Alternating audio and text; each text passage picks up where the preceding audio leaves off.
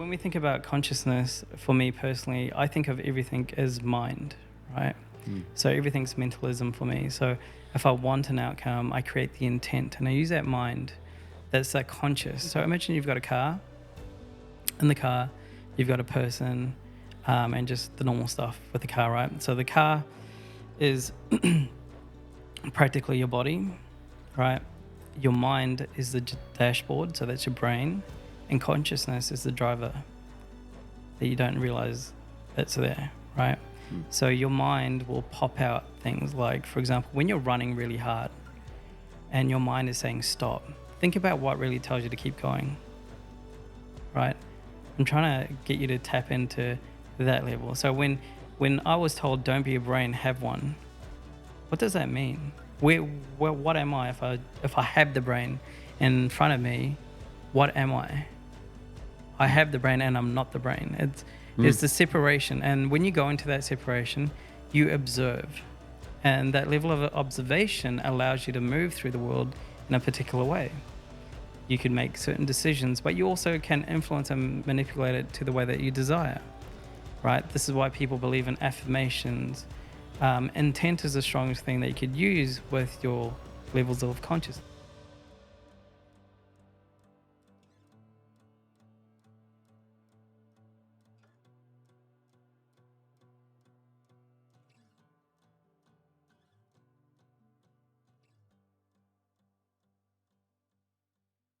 Hi everyone, welcome to In the Garden Room podcast. I'm Adam White, and tonight I'd like to introduce everyone to my wonderful friend Tim. So Tim, thanks so much, man, for popping into the garden room tonight to chat about everything about your life and share some insights with me and our listeners. So Yeah, no, thank you so much for having me here tonight. I really appreciate the opportunity. It's going to be exciting, I hope. Yeah, man. Look, I've been super excited to give everyone a little bit of background. You and I met at the gym a few years ago. You were training with your lovely partner, and I guess we'd seen each other training, which I guess happens right at the gym, and you seem to connect eyes with people with certain energies. And To be perfectly honest, I think it was about 4 years of seeing each other.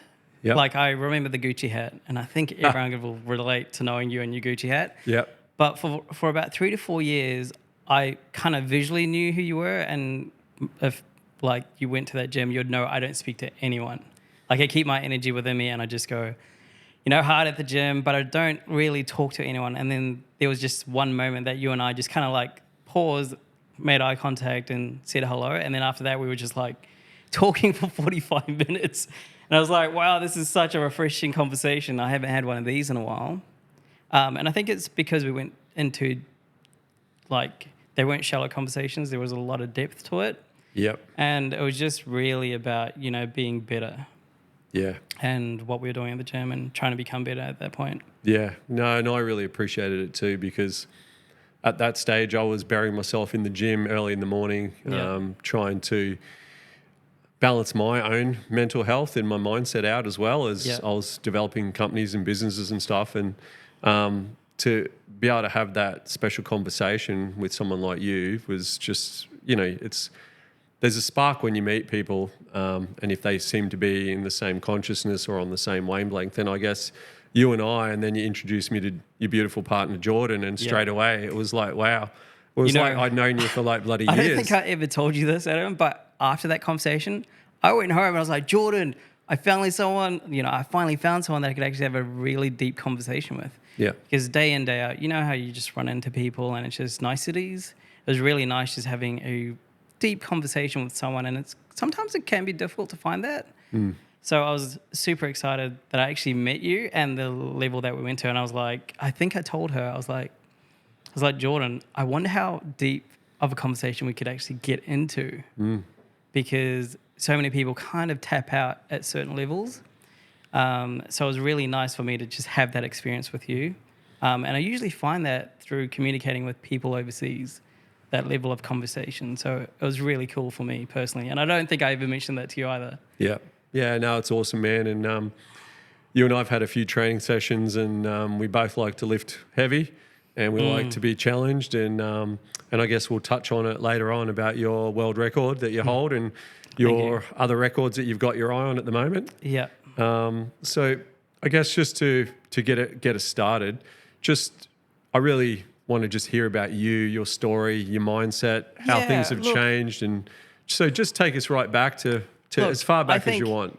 Everything I am today, all the happiness, the joy, the humor, especially if you know me, everything that you see today is built from me being a child. And I think I will just go through a quick story of how everything was and how it became to be Tim, and I'll start off with my real name. It's actually Shihan, which translates to it's an honorific title meaning master in Japanese.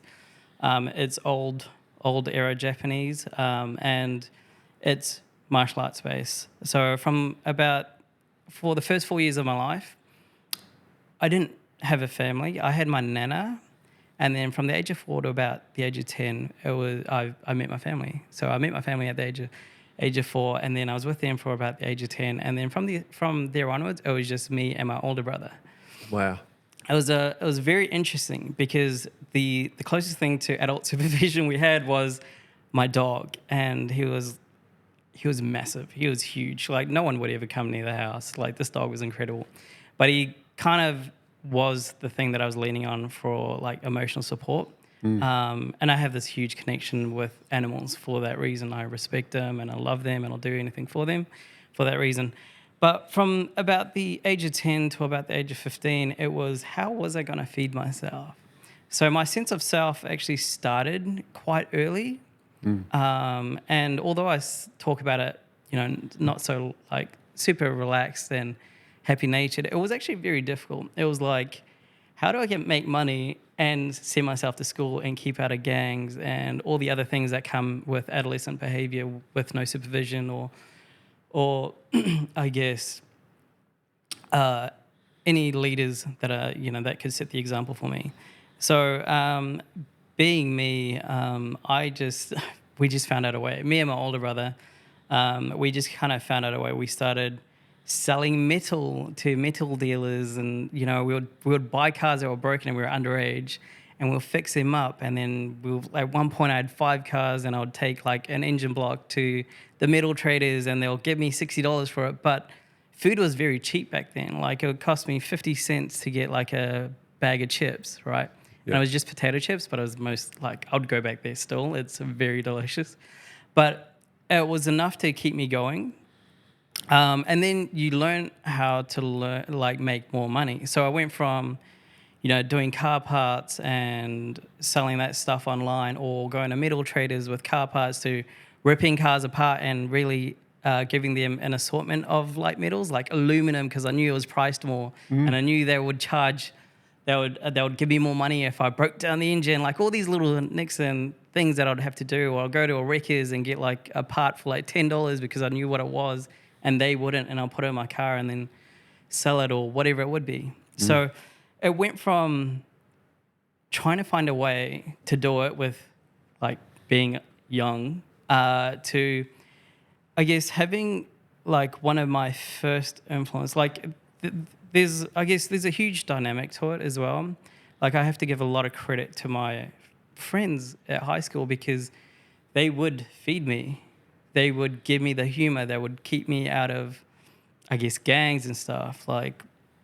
And gangs in New Zealand were huge. Right.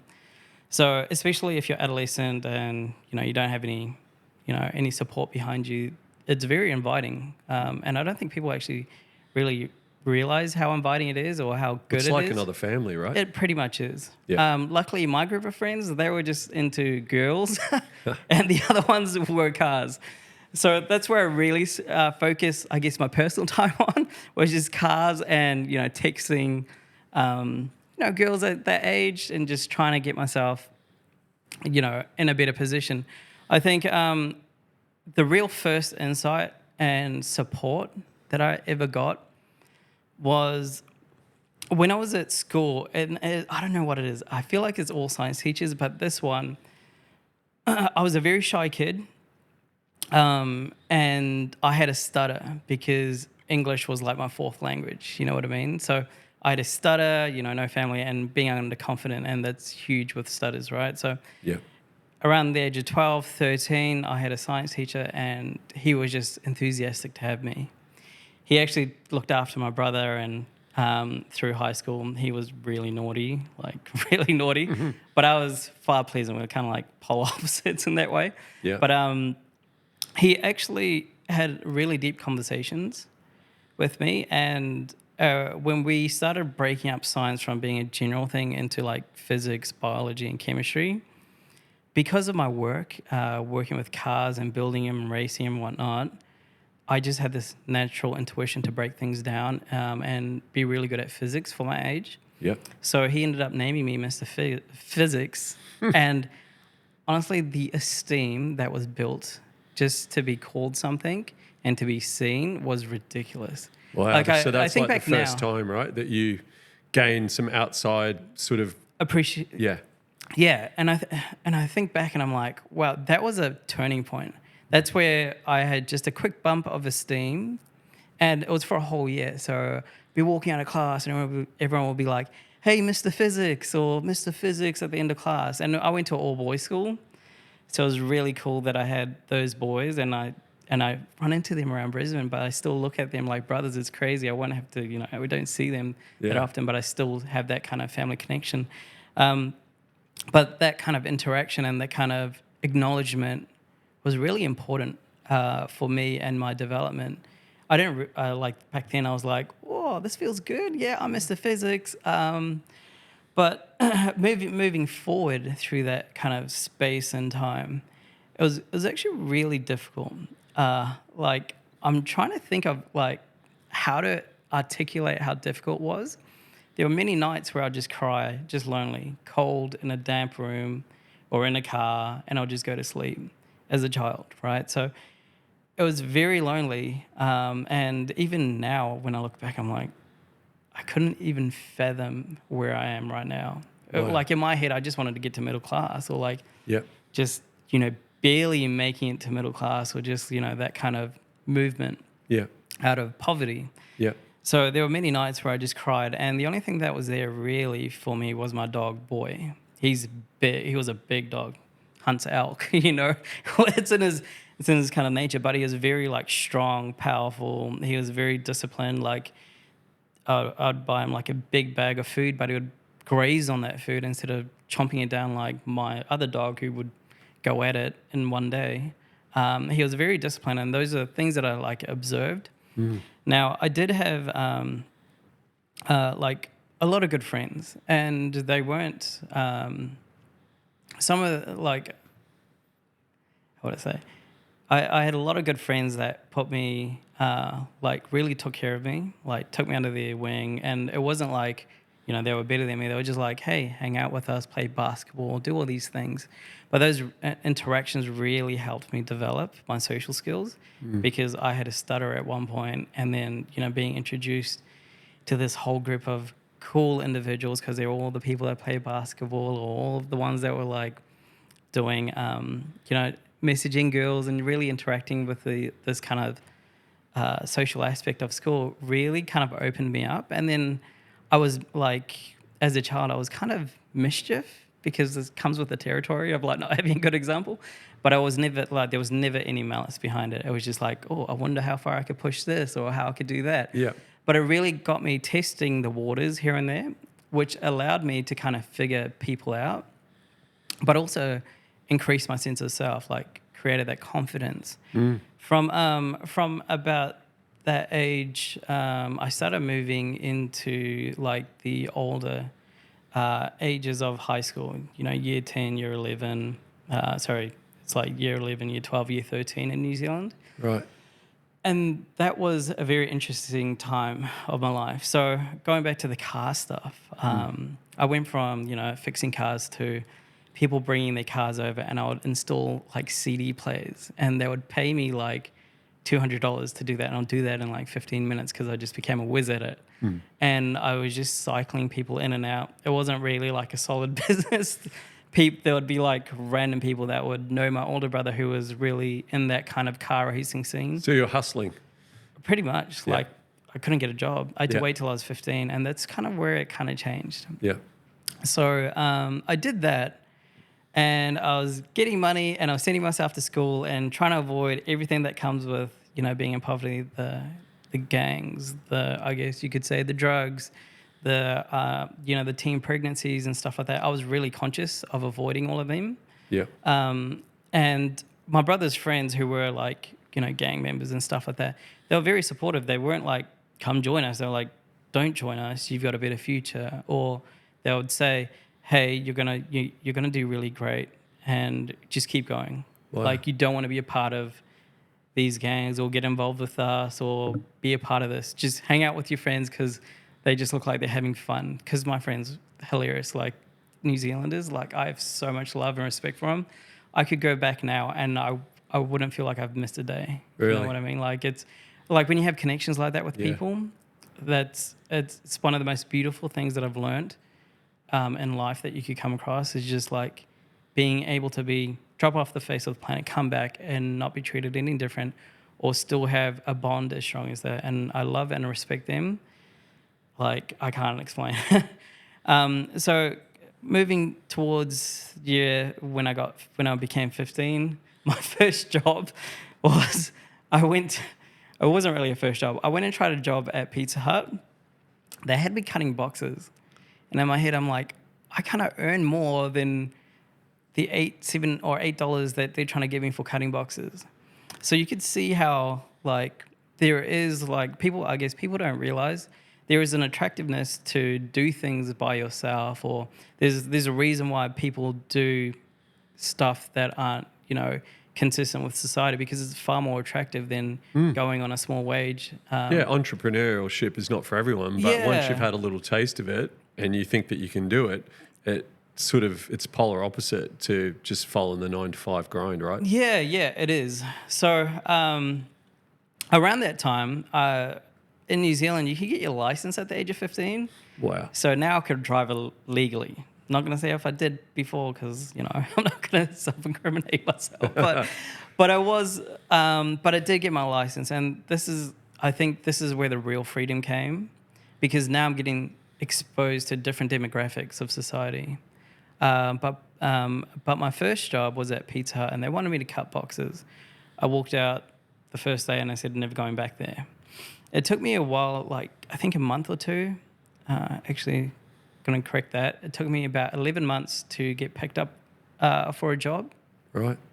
And this guy changed my whole life. He had changed my mindset, trajectory. Even though I wasn't ready for his level of awareness for me, or I couldn't see his vision for me, I just stuck to his word. His name is Brian Edwards. He used to work he was, I think, the national regional manager for BIC, you know, the pen and lighter, ballpoint pens, lighter company. He brought me on because one of my older brother's friends worked there. He brought me on, and this guy was incredible for, like, changing my life. Like, that's the pivotal moment where things kind of the gear started turning for me in my life, where this individual picked me up every single day to go to work with him. He was obviously living in quite an affluent area. He would drive in the opposite direction, pick me up, bring me a coffee, which I could never afford. And then he'll drive me to work and then send me home, like almost every day for like 6 weeks. And I worked over that 6-week period, and he was just instilling me. He said he had a hard time growing up, very much like you and myself. And he said, you could get out of it. He said, I went from this area, this suburb, now I'm working here. I've got a beautiful family. You could do the same. You just have to commit. I know you're going to school to become an auto technician, like a Sparky, but I want you to become an engineer. He's like, you've got it in you. You could go to uni. At the end of the 6 weeks, he provided me all my stationery for the year. Wow. He paid me a good wage too. He was paying me like $15 an hour compared to $7. And $15 an hour in New Zealand was really good for even a 15-year-old back then. Yeah. So I'm 33, 32 now. So about 16 years ago, almost. that was a pretty good wage in New Zealand. So I was obviously saving and really positioning myself. I was also spending. I had I didn't have the luxuries of people telling me how to use money.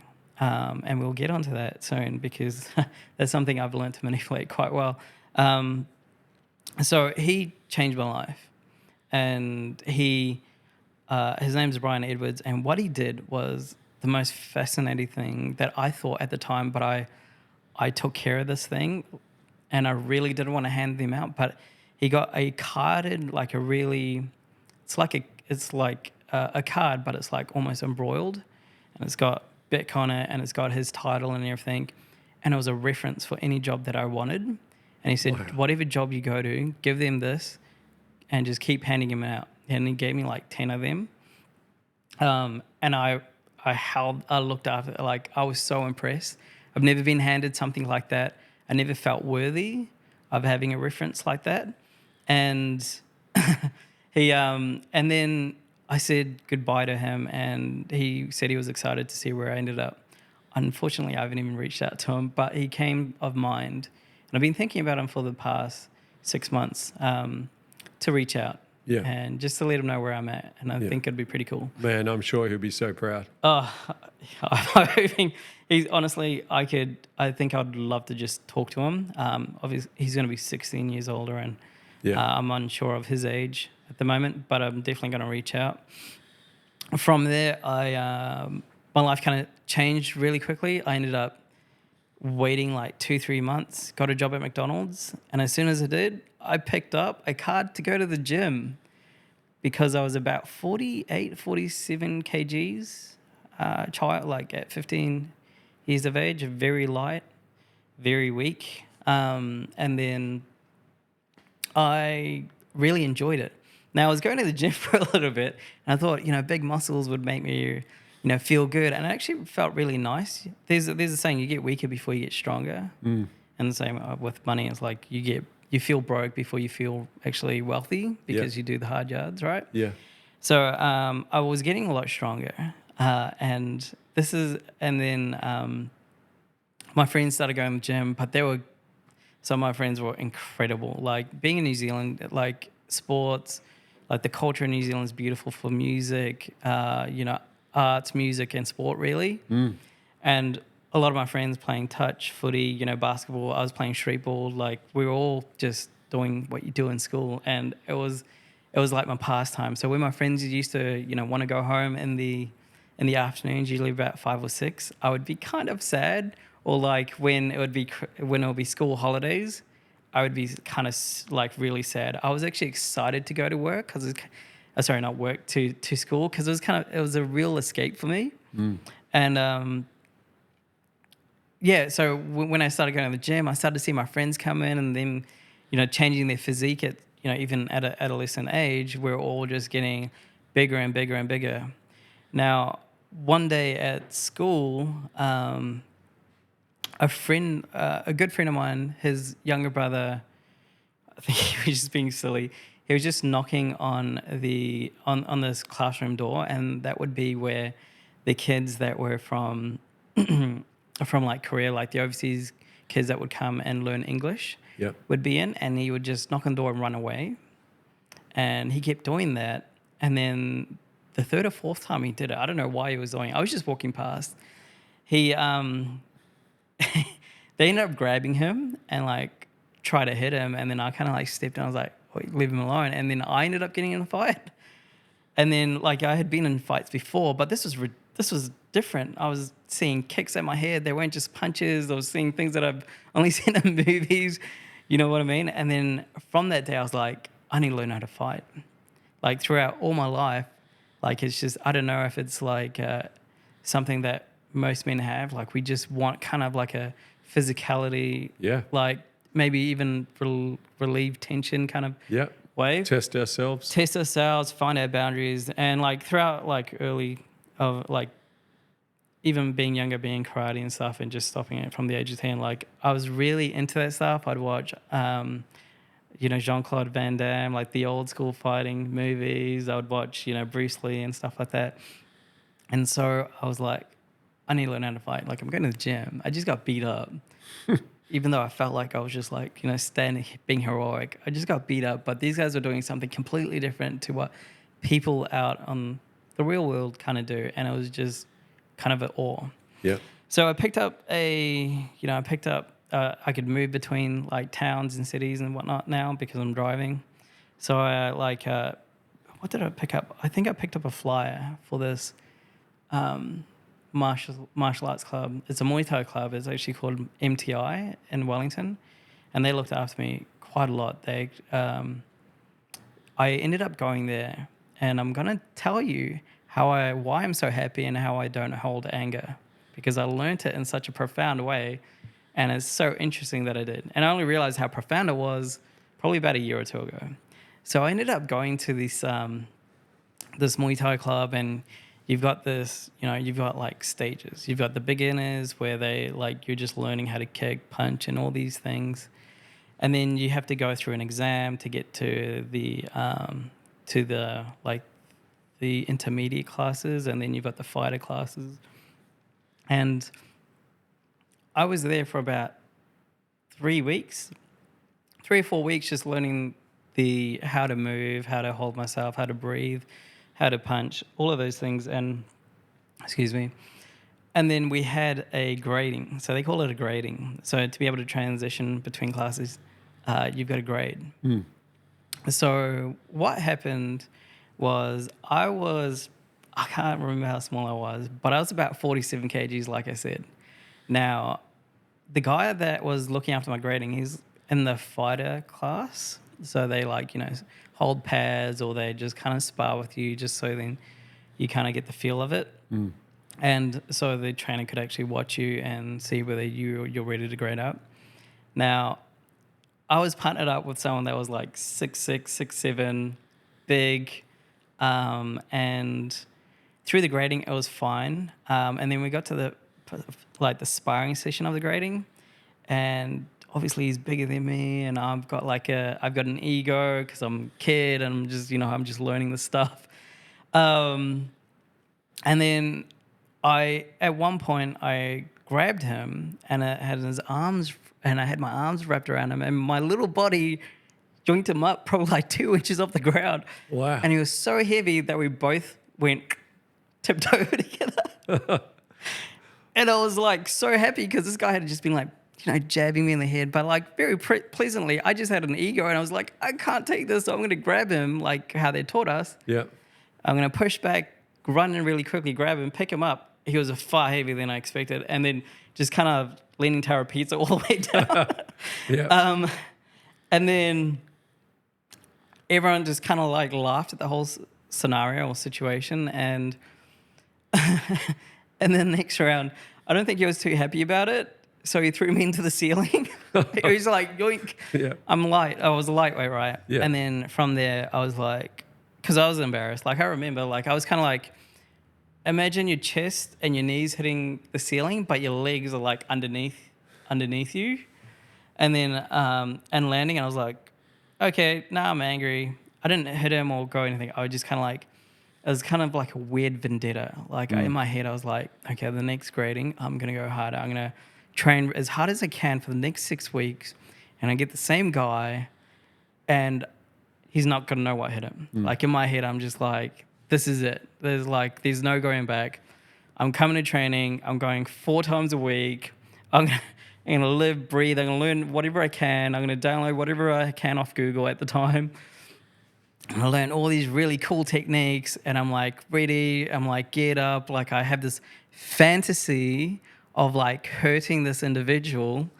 And then I'm like, I turn up to training and it's grading, and I'm like, yes, it's that time. And then I said to the trainer, I was like, where is this person? And he's like, oh, he's moved training. Like he doesn't train here anymore. He's gone up north. And in my head, I'm like, what do I do with this anger? Like, what do I do with this hurt that I was supposed to prepared. Yeah. I was prepared, right? And then, like, through that whole training, I was just, like, going casually, graded. I ended up in, like, the fighting, like, group and whatnot. And then, like, I was walking home from there, and I was thinking to myself, I was like, for the past 6 weeks, I've been fantasizing or like just really eager to have a comeback or have my revenge or, take out this vendetta on this guy. It's not even here. What do I do with it? Why am I even thinking like this? And that's when I learned of letting go. And I was like, I can't stay angry. I can't stay angry at anyone.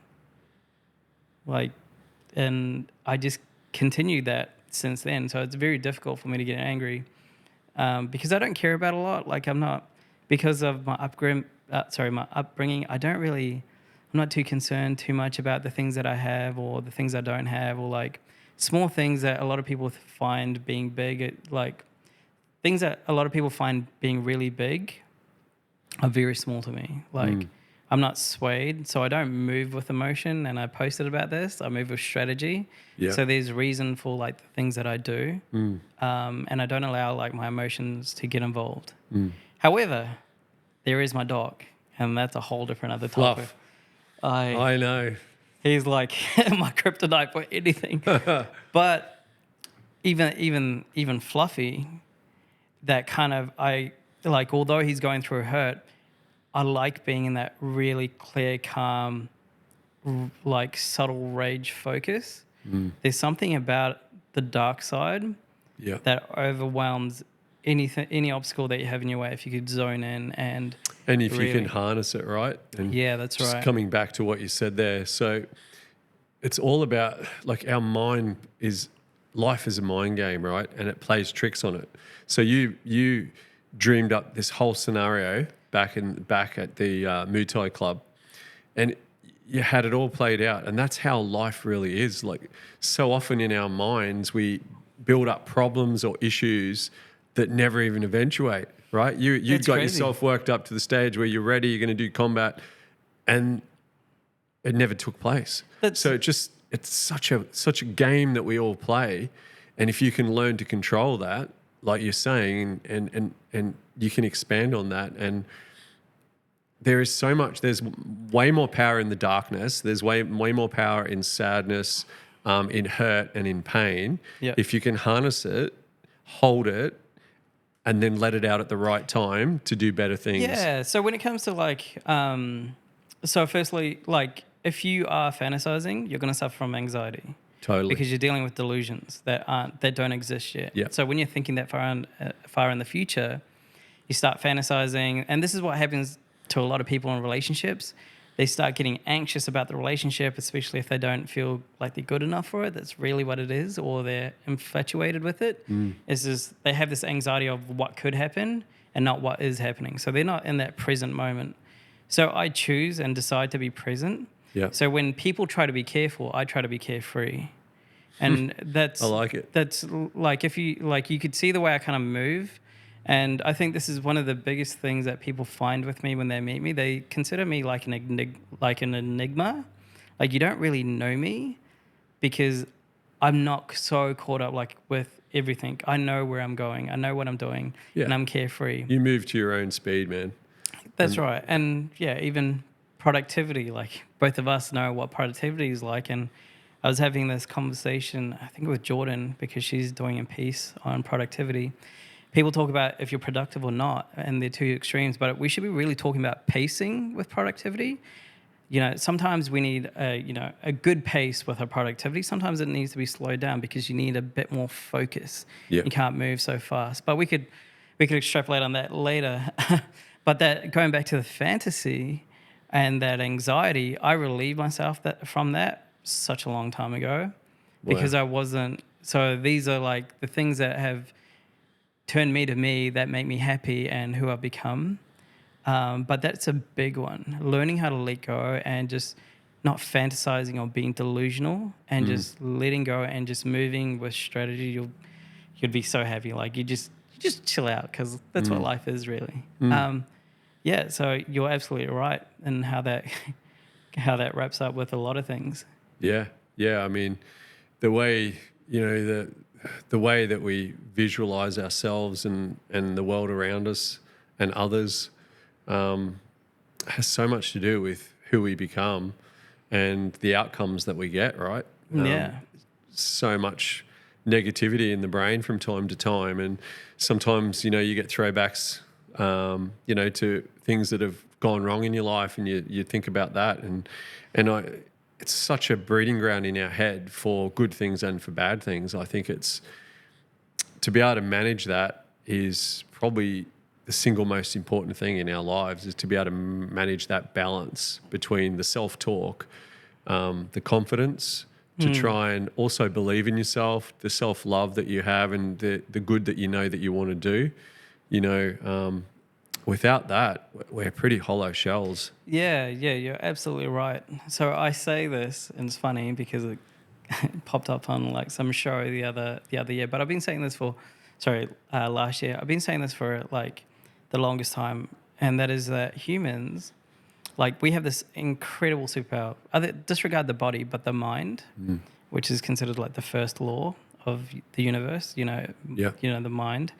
Is our superpower is divine reflection. So what we hide in the shadows appears in other people, and we don't like those people, or we discount them because that's what we're hiding of ourselves. You know what I mean? So it's when we let go of those things and really work with who we are and really use that part of us, we could really make some momentum and moves. But that divine reflection really comes from what we're hiding, even though we could, how do I put this? That divine reflection is probably like the most powerful tool that's habitually within us that we don't even realize. It's so subtle. Like when you don't like something about someone else, it's usually because it's something to do with you. Yeah. So when you talk about things that you don't like, or people, or thing, or usually people, it's usually got more to do with you than actually them. So when I do run into interactions where people put me in boxes and stuff, or like have deep conversations, but I say tap out early because they don't know where to go from there. It's because they put me in a box, but it's a reflection of them. Yeah. That they can't go deeper, but they've kind of labeled me as, Well, it's easier for them, whatever, then, right? That's their escape route. Yeah. And if they want to label you and just cut things off, it's protecting themselves. Yeah, that's what I mean. It's the reflection of themselves. So yeah. But yeah, going back to the fantasy and the delusion of things happening really takes a lot of time and energy, and it could manifest in like self-sabotaging behavior too. So yeah. So yeah, I went from there, and that the Muay Thai club was almost perfect for me because I found really strong men. I found relieving aggression. I molded into almost like a pecking order where someone was stronger than me, but I was stronger than someone else, and it was so relieving to know that I would never be the strongest, but I made sure that I wasn't the weakest. Yeah. But I knew my place. And I think that's really important. And a lot of people don't realize that, like with martial arts, that's what you learn. And that's where the real discipline comes from. And relieving yourself of, anxiety, because being young and having no leaders around you, it made it really difficult to know where I fit in society. Well, you through the Muay Thai, it gives you a pack, right? Yeah, I only saw them, I didn't hang out with them after training or anything, but I was there every Tuesday, every Thursday, Wednesday. Training's intense too, so it's it's not just physical, it's emotional. So it's very energetic, and when you're so close to people and you're grappling or you're punching each other, there's an exchange of energy that people don't see. Yeah. But also the smiles whilst they're doing it. You know what I mean? So even though you're sparring, this person, and you'll see this with animals, especially you take a dog with behavioral issues and you put him in a pack that's really well disciplined, that dog will mold into the pack. That pack will change that puppy or dog. Yeah. And that dog will resolve its behavioral issue. Yeah. It's very and we tried, for example, if I were to train, and I see actually Fluffy doing this because although he's tiny, he's very good at checking dogs, and for some reason, he's got my demeanor, super relaxed, super happy.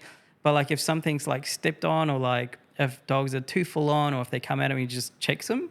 Yeah. And a lot of people, I think, would a good checking really helps. Yeah. Especially if you were aggressive, because I wasn't aggressive, but there was the aggression because obviously being young and not having like parental influence, and that only being my dog, Yeah. you don't get put in your place, or you don't get like that kind of. Well, we all need coupling. something to push against, right? And we need Yeah, something that's to work right. out where the boundaries are. And, there's something about physical contact. I can't talk, obviously, on behalf of women, but especially on us guys, that at some point in your life, I think it's so important that you kind of have that interaction, that physical contact to test Absolutely. yourself mentally, physically, but also it actually relieves after you get through that anxious period. Like you said, it actually relieves you of all that, because once you know that if you get a little bit hurt or you get roughed up or you do this, it's not the end of the world. And it actually becomes exhale. Let's enjoy this. Let's get You better. create resilience. Let's leave the ego to the side. Let's Yeah. actually learn what we're going to do, and let's enjoy the experience. Yeah. And there's nowhere to hide. Or face-to-face combat is the most authentic thing you can possibly do. Yeah. Because there's no one to whinge to. There's no excuses to be made. It's just you and another person trying to work each other out, which is kind of cool. It is actually the coolest. And I think it's one of the reasons why I'm so resilient. And I don't think people realize this, but I know a lot of like the fighters or the people that train, like when you get punched in the head and kicked in the head, there isn't really much else in the world that could hurt you. Correct. You know what I mean? Yeah. But it's very much a part of like what made me so resilient. Like I felt going into that and then just really enjoying and being part of the community, and like, just really evolving from this child with nothing to having something and really enjoying it. Like I was thinking the other day, I was like, where do I want to end up? Maybe a dojo, or maybe in China learning like Chinese martial arts, because I really love it, right? So me as a child growing, like that kind of adolescent phase coming into the 18-year age, that was a big part of me. That kept me lean, that kept me sharp. At the time, I thought I was sharp. Like right now, it's like my sense of self is like tenfold at my age versus where I thought I would be back then. I thought I was tenfold. I thought I was the sharpest drawer there. So it was pretty cool to be like, even at that age, with a lot of confidence. Yeah. And have like people who I can lean on, but I also know I'm different in a particular way, but I choose to be the person I become rather than allow my environment, allow the poverty, or allow everything that was offered to me to really sway me into that direction. So it's really cool that I could kind of, and I think, my name kind of created that destiny or that fate for me to kind of just follow and learn. And what I did do was I learned other martial arts as well. But I really love the conditioning of Muay Thai, because I tell you, there isn't anything like kicking a hard, like a big solid bag. Yeah. Like there is nothing like that. And you probably understand that yourself. Like that kind of just pure aggression, like 10 minutes there or even half an hour, you're done. Yeah. You're done. Like that's it. And it feels really good. And I don't know why people don't talk about it as much. I think it's, the fighting aspect is kind of like looked down upon in society. I think especially in our current environment, I think it's people have lost the sense of some of the things as humans and our animalistic side, that we actually still need to feed that side of us. We just need to do it in the correct manner, so it doesn't pop out in areas that's not needed. So, but it is such an important part of really who we all are in our DNA. Like combat, physical, testing boundaries has been around for thousands of years. Yeah, and even tribalism, you like taking care of your group, or like standing ground and being confident, having things to, and people say die for, but I'm really particular, having things to like kill for. Yeah. And actually, I'll tell you a story about that. I've got so many stories to tell you, but like, all like with that, I run into like kids at the gym that talk to me, and they tell me they suffer from anxiety, or they tell me, something's happened, and I'm just like, hey, go to Iron Fist, go to this martial arts gym. They're like a family down there. They'll take care of you.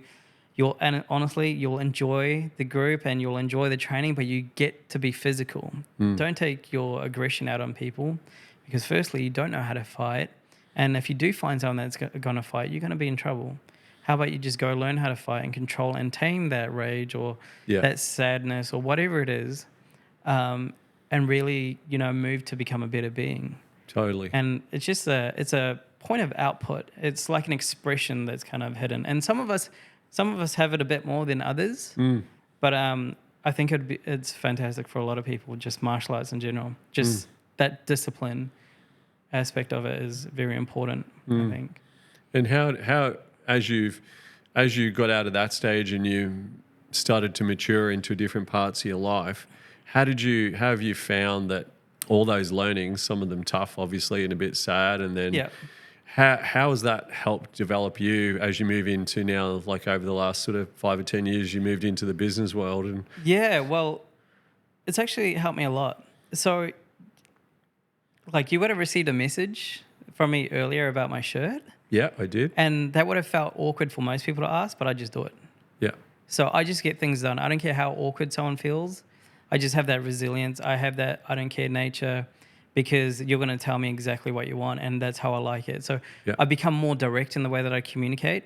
And a lot of people tend to fluff around things, especially when they talk. Yeah. And I don't know why that is. I think it's niceties, and I don't consider niceties like kindness. Yeah. But I have become more direct, more resilient. Like you say, like my negotiation and stuff really helps with that, because I'm going to get 100 no's, but there's going to be one yes. But if I don't take the 100 conversations, it's going to be like, that resilience really helps. So for example, I was cold calling the other week, right? Because I just want to know what the market's like and what people's perceptions are. But I was thinking, how many people are actually cold calling around here? And how far do they call? Or like, do they care that people say no? You know what I mean? Like, getting punched in the head is like getting a no. You didn't get the right technique. Yeah, cold calling's so I've been punched in the head like so hard. 1,000 times, right? But it's just like, it allows me to test things because I'm confident, right? And going back to that thing, I've been kicked in the head, I've been punched, I've injured myself quite a bit. But it's also centered me really well in my sense of self, that I don't care if I get a no, or I don't care how people feel. If they've got a problem, it's their concerns, not mine. I'm going to live how I like. And that's just how I enjoy it. So from that age, I have to give, like, there is, I guess, that transition from that age, like moving out of the poverty, had a lot to do with my first proper girlfriend, long-term girlfriend. And kudos for her, and I really appreciate everything she's done for me. And she knows it, like every single partner I've ever had. She just kind of exposed me to what it was like to have a family, have family dinners, all these stuff, how to use all these, utensils or whatever it is, how to like flow in society, how to think. But I was thinking, but also slightly different, which is really good, because I had an edge over society, or like my adversity had given me this edge.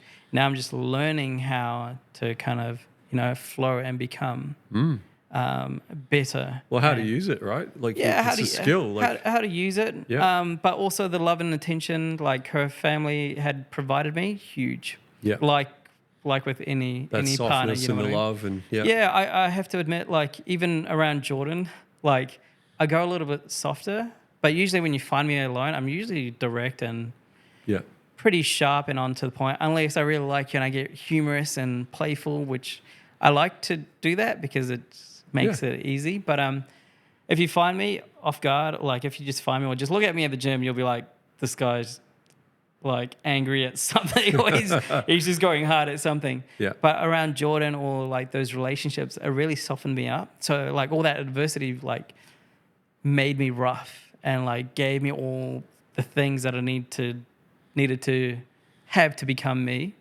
But then having a feminine or like a female really kind of softened me up. It was like the little bit of the yang and the yin in the yin. Bit of refinement. Yeah, a bit of refinement. Like I had to obviously learn how to communicate more effectively.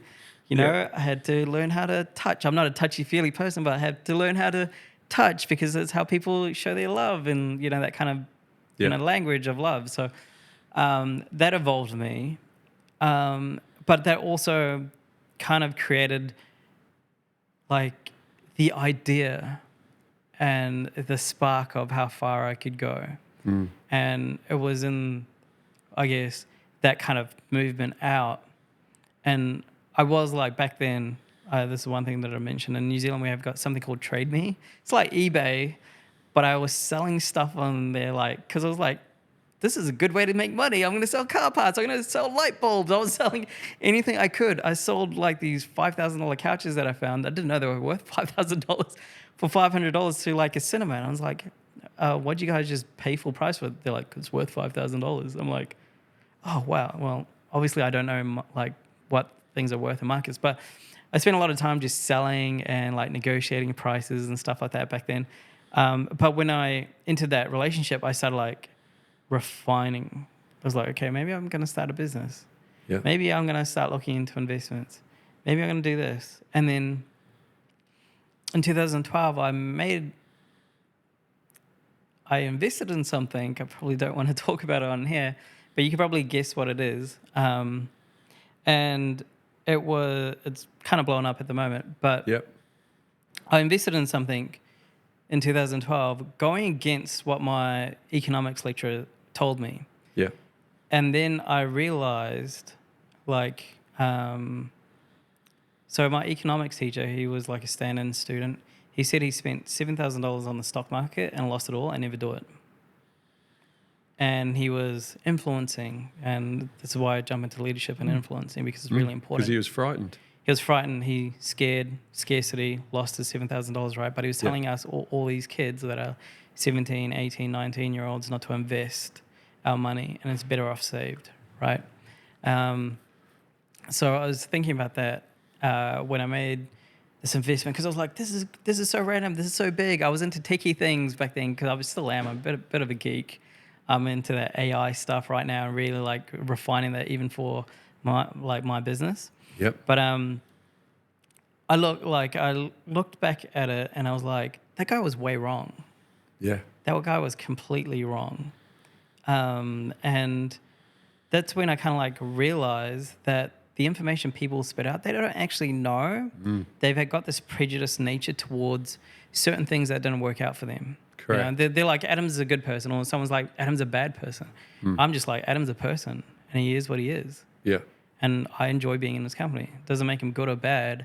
But also, even on that note, good or bad, everything in this world is like lives on a polarity, but we go for extremes. Yeah. I don't understand that. Yeah.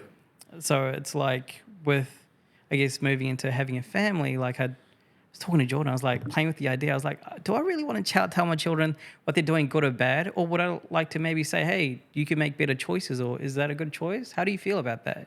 You know what I mean? Rather than go to extremes, that's a bad choice, because it might not be. No. Who am I to know? It might be a great experience there is no black for and him, white, you know what I really. mean? As we get older and we make more mistakes, you realize that there is no perfect right. There's no perfect wrong. Yeah. There's lots of grey in between. Yeah. So like, that's where I kind of like got into it. So from about 2012,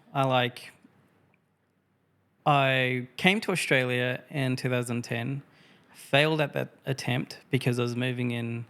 Well, I relied on a family that wasn't very reliable for me. Yep. And then came back, and I would say I was depressed, but I wasn't really depressed. And that's not the way I kind of see depression. I see it as more like the situation's depressing, but I'm not. Yeah. So what am I going to do to solve all these problems that are like pushing down and applying pressure on me? So I started like really focusing on like, hey, what am I going to do? So I ended up getting a government job, and that was cool. That was one of the coolest jobs I've ever had. I was going from one pilot to another. Like my mind was just buzzing, and they were really using that. I was a part of think tanks, and I was like solving problems. The engineering part of me really came out, like the thinking. And as a child, I've always wanted to be an inventor. And I still do. Like I like inventing things, or like putting things, tinkering. I don't know what it is. I think could say I'm a guy, but what it is. But it's like there's this thing of me tinkering and making things my own. That when I went into government, I wasn't tinkering with things, but I was really flexing my mind. Yeah. And ideas really flirt with me on a deep level. So from that point, I realized I could visualize things, and I have like the sense of I would say, a visionary where I could see things at the very end or where it could be, and I could just reverse engineer it to get there, Yep. right? So making the right moves because I know the outcome, right? And I would just do that with all the jobs or whatever I needed to. So that job was probably my favorite. I was just jumping between think tanks to refining like Swift systems, IT stuff in the background, and just like nerdy things. But also communicating with customers and clients and calling to businesses and hooking up with hooking my beneficiaries up with jobs and like negotiating there or like, you know, talking that out. And it really taught me communication. Now with a buzzing mind, learning how to talk, really like learning how to communicate quite effectively, I was like 1,000 tabs open. Now I could communicate effectively. Yeah. I'm assertive. I'm all these things. I'm really direct. And I thought being open and honest was like the number one thing. The only thing I was missing was tact. Right? Yeah. So my best friend Jared, he'll tell you one thing I'm good at, and it's like getting away with saying the most strangest things or the most direct things, and people won't comprehend that I've said it. They can't believe it. They can't believe it half the time. So it went from them not liking what I say to I've learnt a new trick. So I could say whatever I want, but my body language is going to soften you up so then you accept it in a nice manner. Now I'm influencing you. It's in the delivery, right? Yeah. So I would say something and I'll be really harsh and direct, but I'll make these two moves and you'll take it. And I've just did it and you'll take it as a soft approach and you'll be like, oh, that's so funny, rather than that was rude. And I've done the action just then. And that I kept doing that for so many years. And then my second, I would say first kind of mentor, it was this guy called Simon. He was like talking to me about negotiation and stuff and loved guns or whatever. He comes up to me and he goes, Shihan? I was like, what? He's like, you're a super intelligent guy. But you sound like, and this is where I got the reference, you've got 1,000 tabs open. And this is probably one of the most profound things I say to everyone. And it's so simple that people just it's super complex for them. But it's, don't be a brain, have one.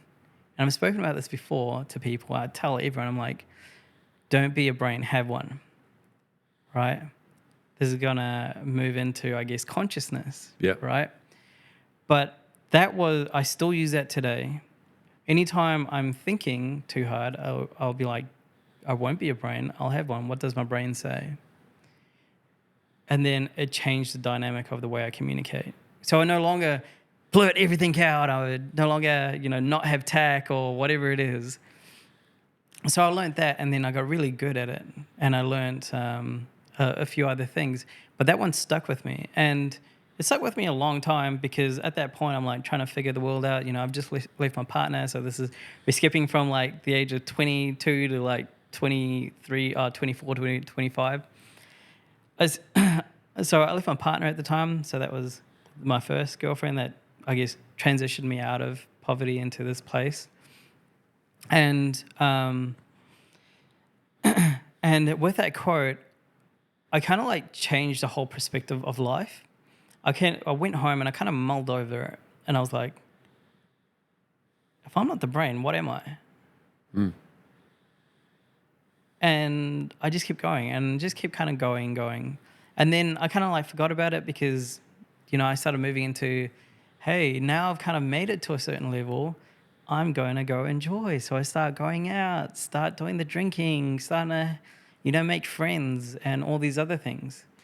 And then I didn't actually come back to that for, I think, maybe about a year or two, that idea. And that was because I wanted to change my hours at work.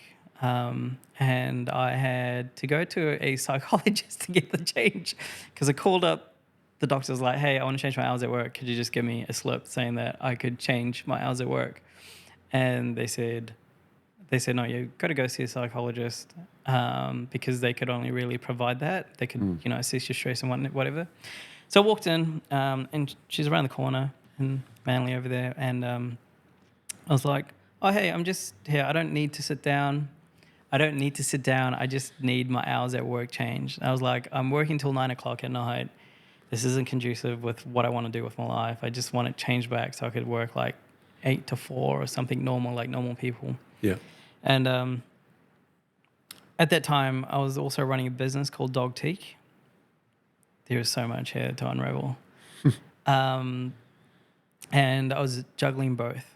So I didn't want to go home late and not be able to pack the dog stuff to send out to my customers late at night, and then have the postie come pick it up in the morning because I'd just be too exhausted or be able to get it all printed out. So I went there and I was like, "Hey, I need to change my hours because I'm overworking.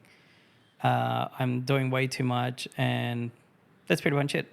Like, wasn't acting like I was stressed. Oh, sorry, I wasn't like I'm exhausted. I was just like, "Look, it's just too full on. I just need to change my work hours." She had this nice couch there, and then she didn't even say yes or no. She's like, "Can I ask, what is your personality type?" I was like, "Hang on. What is your personality type?" I'm kidding. No, I'm kidding. I was like, "What do you mean?" And she's like, "Have you done this personality test?" And I was like, "Yeah, I have." She's like, "Can I guess it?" And I was like, "Okay, go right ahead." And she's like, "You're the commander, aren't you?" I was like, "How'd you know that?" She points at a wall. I didn't even see it. And she's full of accolades. She's like, she's a psychiatrist, I believe. And she's got all of these accolades.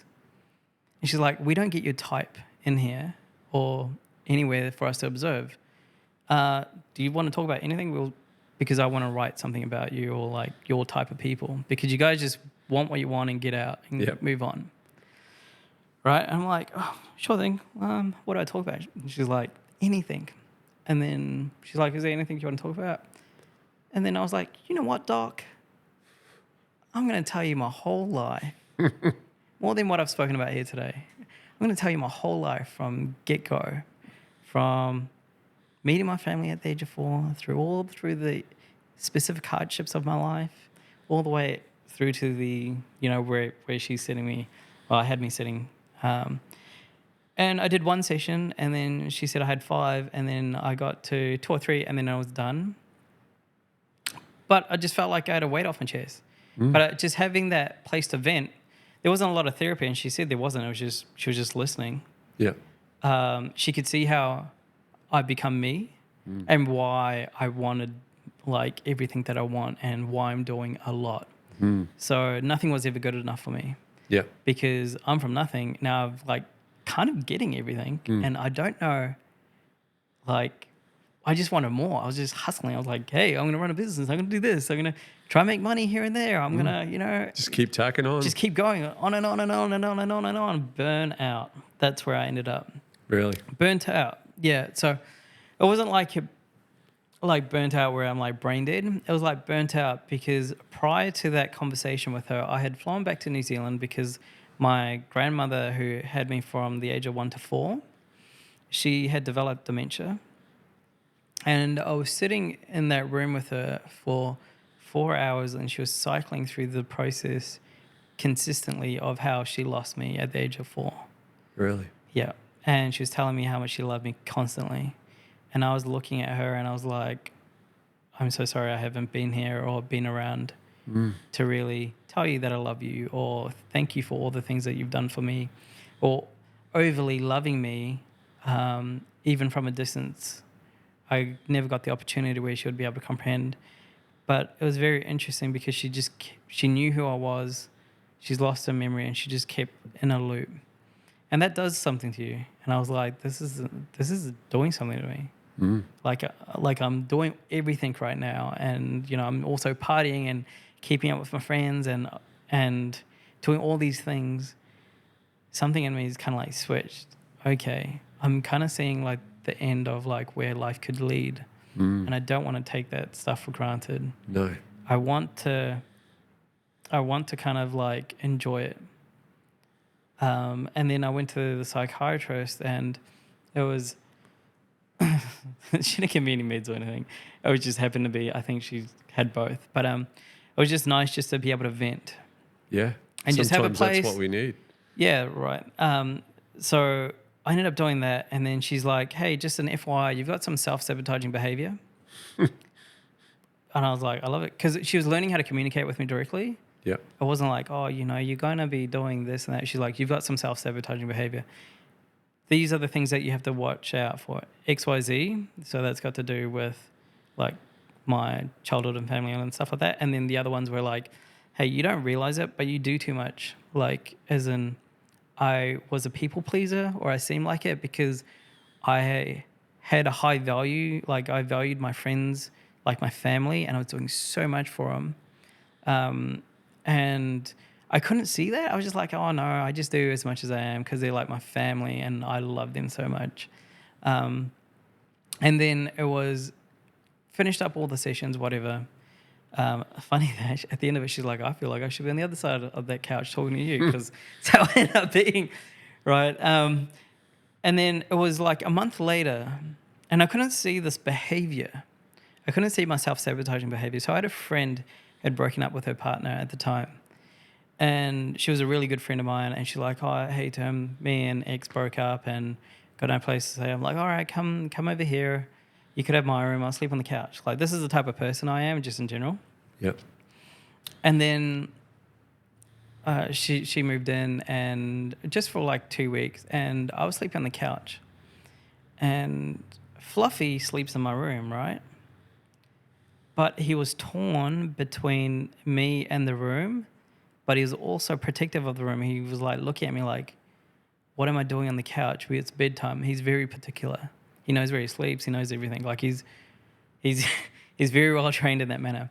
So he's looking at me, but he's also like confused, doesn't know what it is, and he like feeling uncomfortable on the couch because the couch is only comfy for so long. 3 weeks is a long time.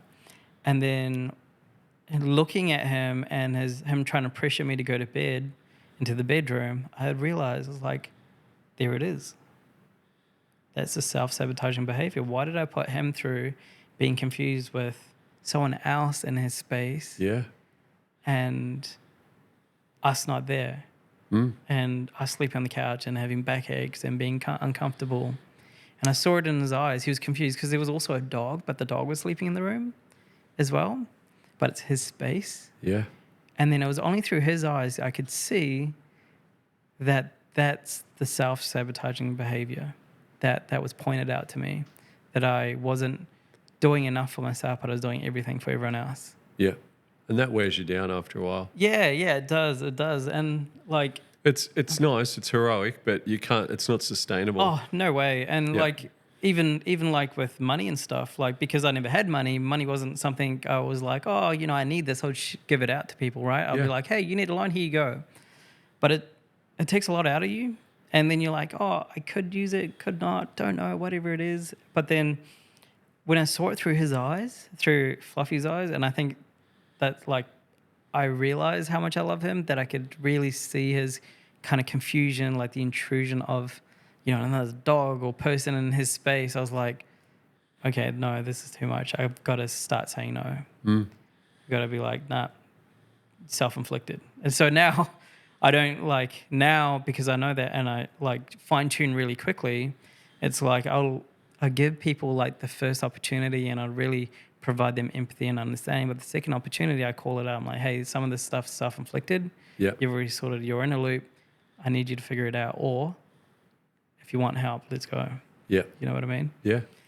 So that's where I kind of like had a huge transition. Like, my life started changing a little bit. I started going on more walks with Fluffy and really smelling the roses and things changing, where I was enjoying it and being more happy and knowing that I don't need a large amount of money or a large amount of like partying or anything like that. I just needed me and Fluffy and just our own time. Yeah. Back then I had like ambitions of like buying high-end cars or houses and stuff like that, or going on, like crazy like travel adventures or something. But it kind of, after that moment, I was like, I'm going to slow it down. I need to slow time down because I'm 26, 27, and time's going a little too fast, and Fluffy ages far too fast. I can't do him a disservice and be too occupied. Yeah. So now I center my life around hanging out with Fluffy and Jordan, because I know I got a finite amount of time with Fluffy. Yeah. And Jordan, we don't know when we're going to leave. No. So I'm very deep, but I'm very connected to that aspect of death. Yeah. In that respect. It's funny, once we all change at some point, and I think most people do. You've changed pretty young to have that perspective. That usually takes people probably to my age. So the way that it makes you think differently, I guess, to give you a little snapshot of me, I guess I've kind of, over the last few years, it's become immediately apparent as some of my older friends and family members become unwell. And I realise now, I'll be 53 this year, that my time is not infinite anymore, which I used to think it was. I never thought about the end. But now I realise that the most important thing I have is my time and what I decide to do with it. Yeah, absolutely. That is something that I cannot buy back. It is, so I hold that very dear now. So when I make a decision if I want to go out for dinner, or I want to meet new people, or want to do, it has to be, I really think it through. Yeah. Because my time is, I would much rather give away material items than my time. Yeah. If that makes sense? Absolutely. And people, I don't think people can fathom it, because we do in a way live in a slight delusion where even me being at my age, feel like the strongest thing on the planet. You know what I mean? Yeah. Even though I am. Yeah. I'm just kidding. But we do live in that delusion where we don't realize how mortal we can be, or how mortal the things around us are. Totally. And that we can take things for, granted. Yeah. So like with my life, when I got Fluffy, he was actually the runt of the litter. And when we were taking him home, I was like, to my partner at the time, I was like, watch this, nature versus nurture. I'm not going to allow someone who's selling me or giving me the puppy to discredit him because he wasn't taken because he's small and he was tiny, right? And I was like, watch this, nature versus nurture. So he started running with me, started hiking with me, going camping, doing all these adventurous stuff. I'd put him in my bag and climb mountains, like, got photos of stuff like that. But it gave him a lot of exposure, and like that kind of spending time with him, I made him a promise.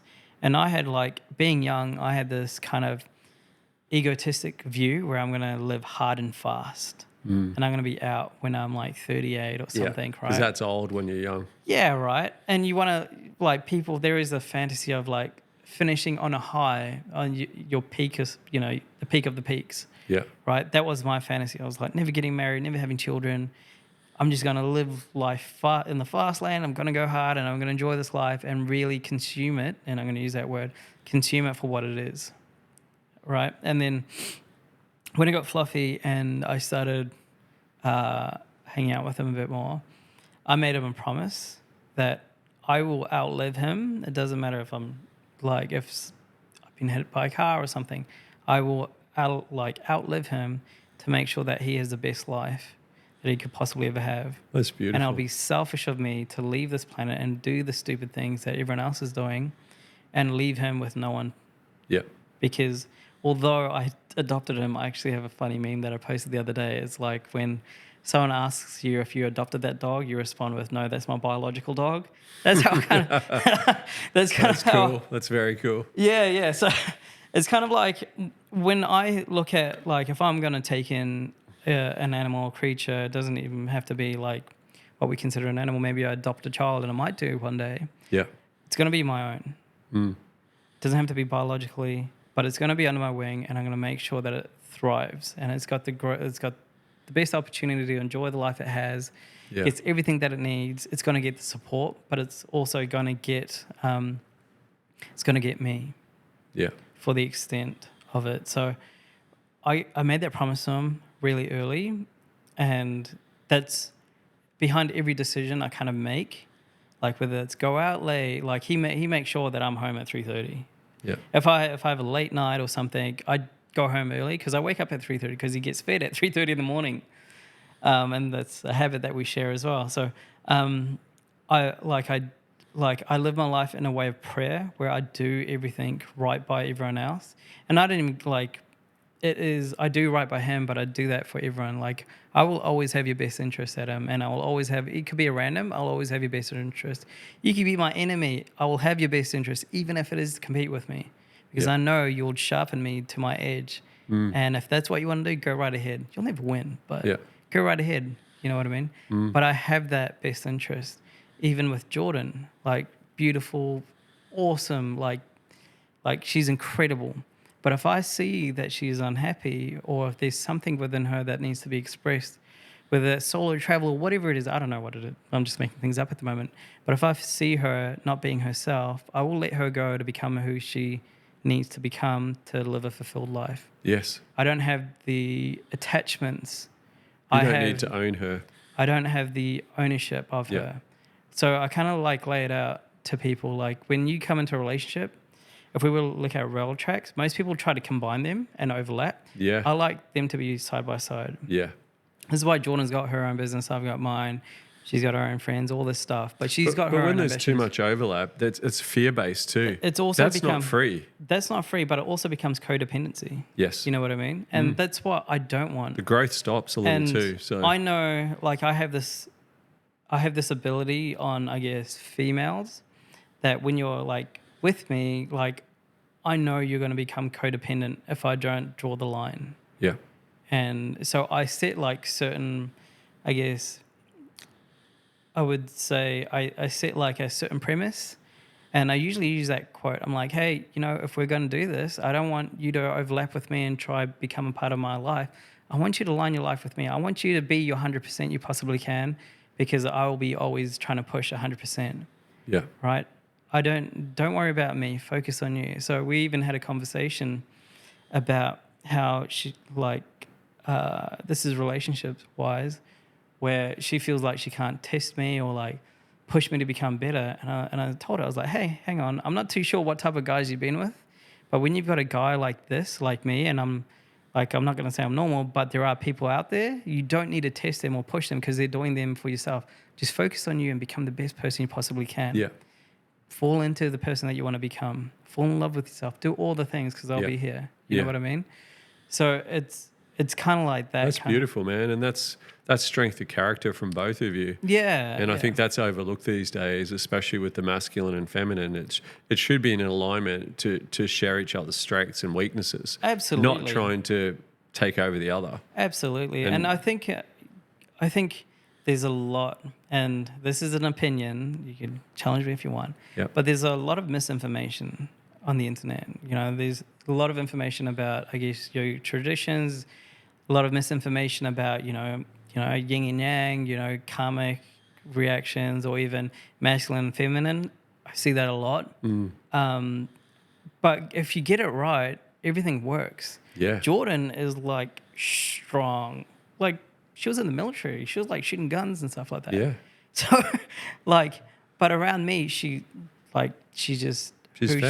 She just wants to be her. Yeah. And I could ask nothing for her, you know, of her for it. Yeah. If anything, I love that because now I'm not so strong-hearted, but it also being in her presence, I'm not so hard. I get soft. Yeah. My voice changes. The because tonality. with her, you don't have to be like that. You can show that gentle side. Yeah. But it also allows me to kind of like soften up, and then Fluffy wins. Yeah. You know what I mean? Yeah, like, of course. He's like, oh, Dad's soft. I could get around with eating whatever I want out of the fridge. Yeah, you know what I mean? Like, well, I know, Tim, before I even knew you both, I obviously knew you were a couple, but you were different to the other couples at the gym. A lot of the other couples at the gym are very clingy, very needy. They're looking for, I guess, validation or something. Yeah. Huge validation. You guys moved like two butterflies together. You knew that you were together, but you had like this, from what I could view, you had there was like an unwritten law or word that you were together, but you didn't smother each other. No. You would both do your own thing, and you would come together for a bit and then move away and do your things. And I guess for me, that was very refreshing.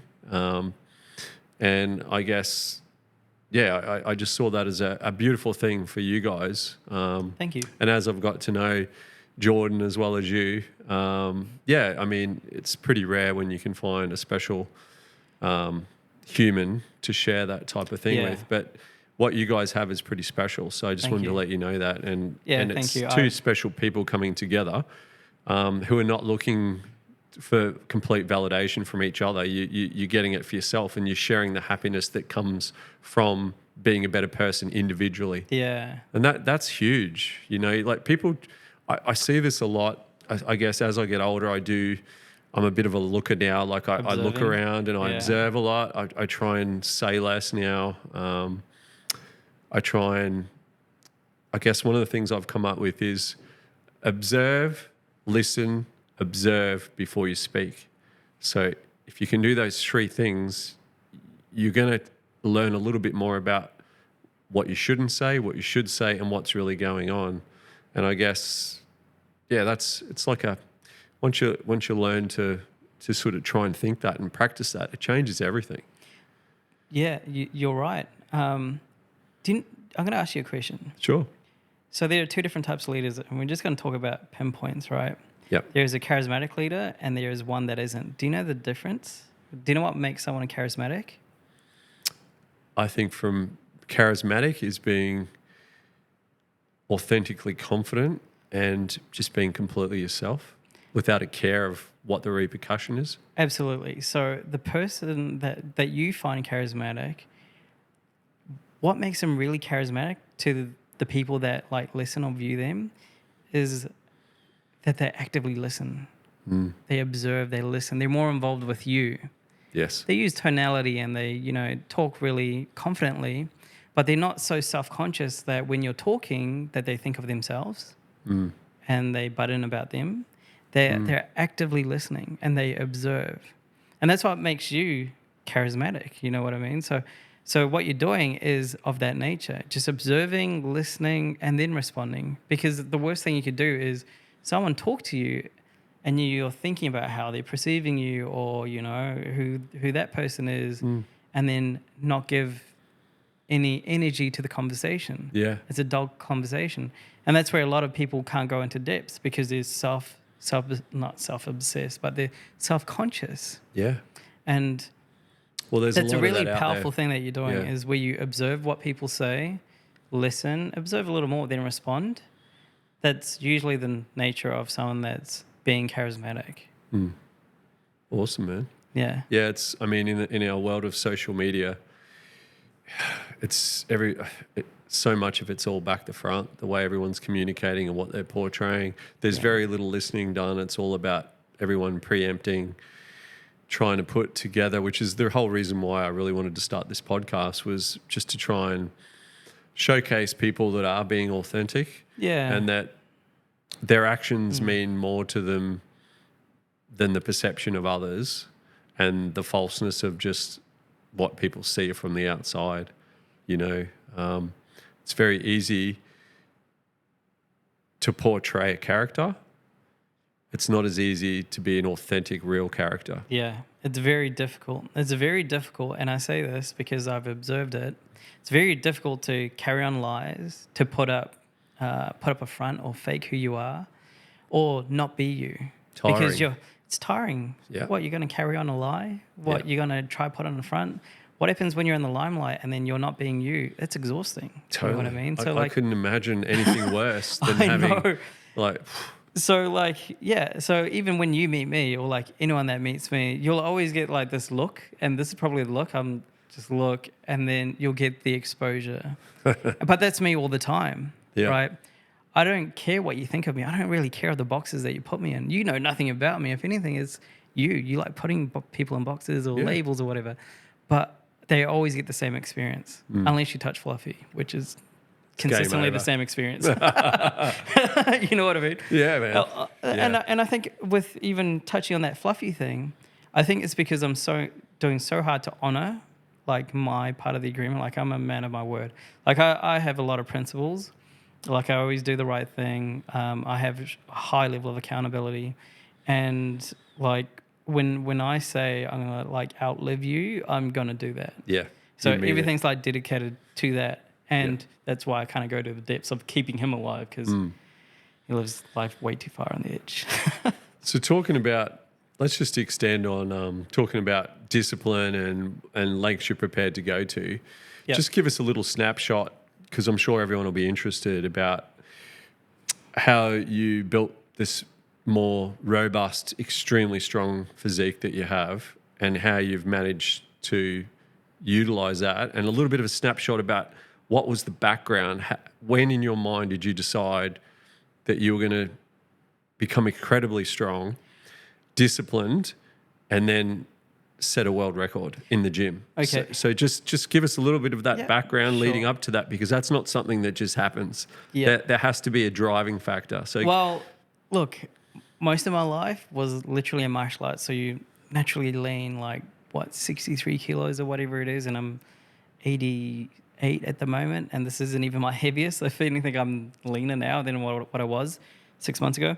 So I had been lean most of my life, right? Especially through poverty, because you're not consuming enough calories and you're not getting everything that you need to obviously develop those muscles. But being in martial arts, you're very on, it's high intensity training. You're constantly on the go. There isn't really a lot of like a room for you to get bigger or stronger or muscular. It was right up until, I guess, 2 years ago, I realized that I've been training wrong the whole time. I'd be going to the gym, I'll be going to training, I like fighting and stuff like that, and then I'll come to the gym. So I'll do like 3 sessions of training, like in one day for like 7 days straight.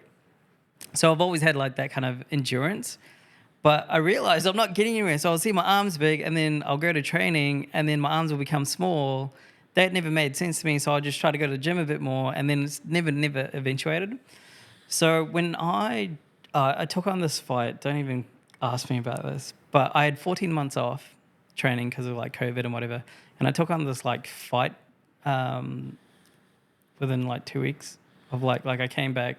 There's a fight show and I jumped in that fight. Yep.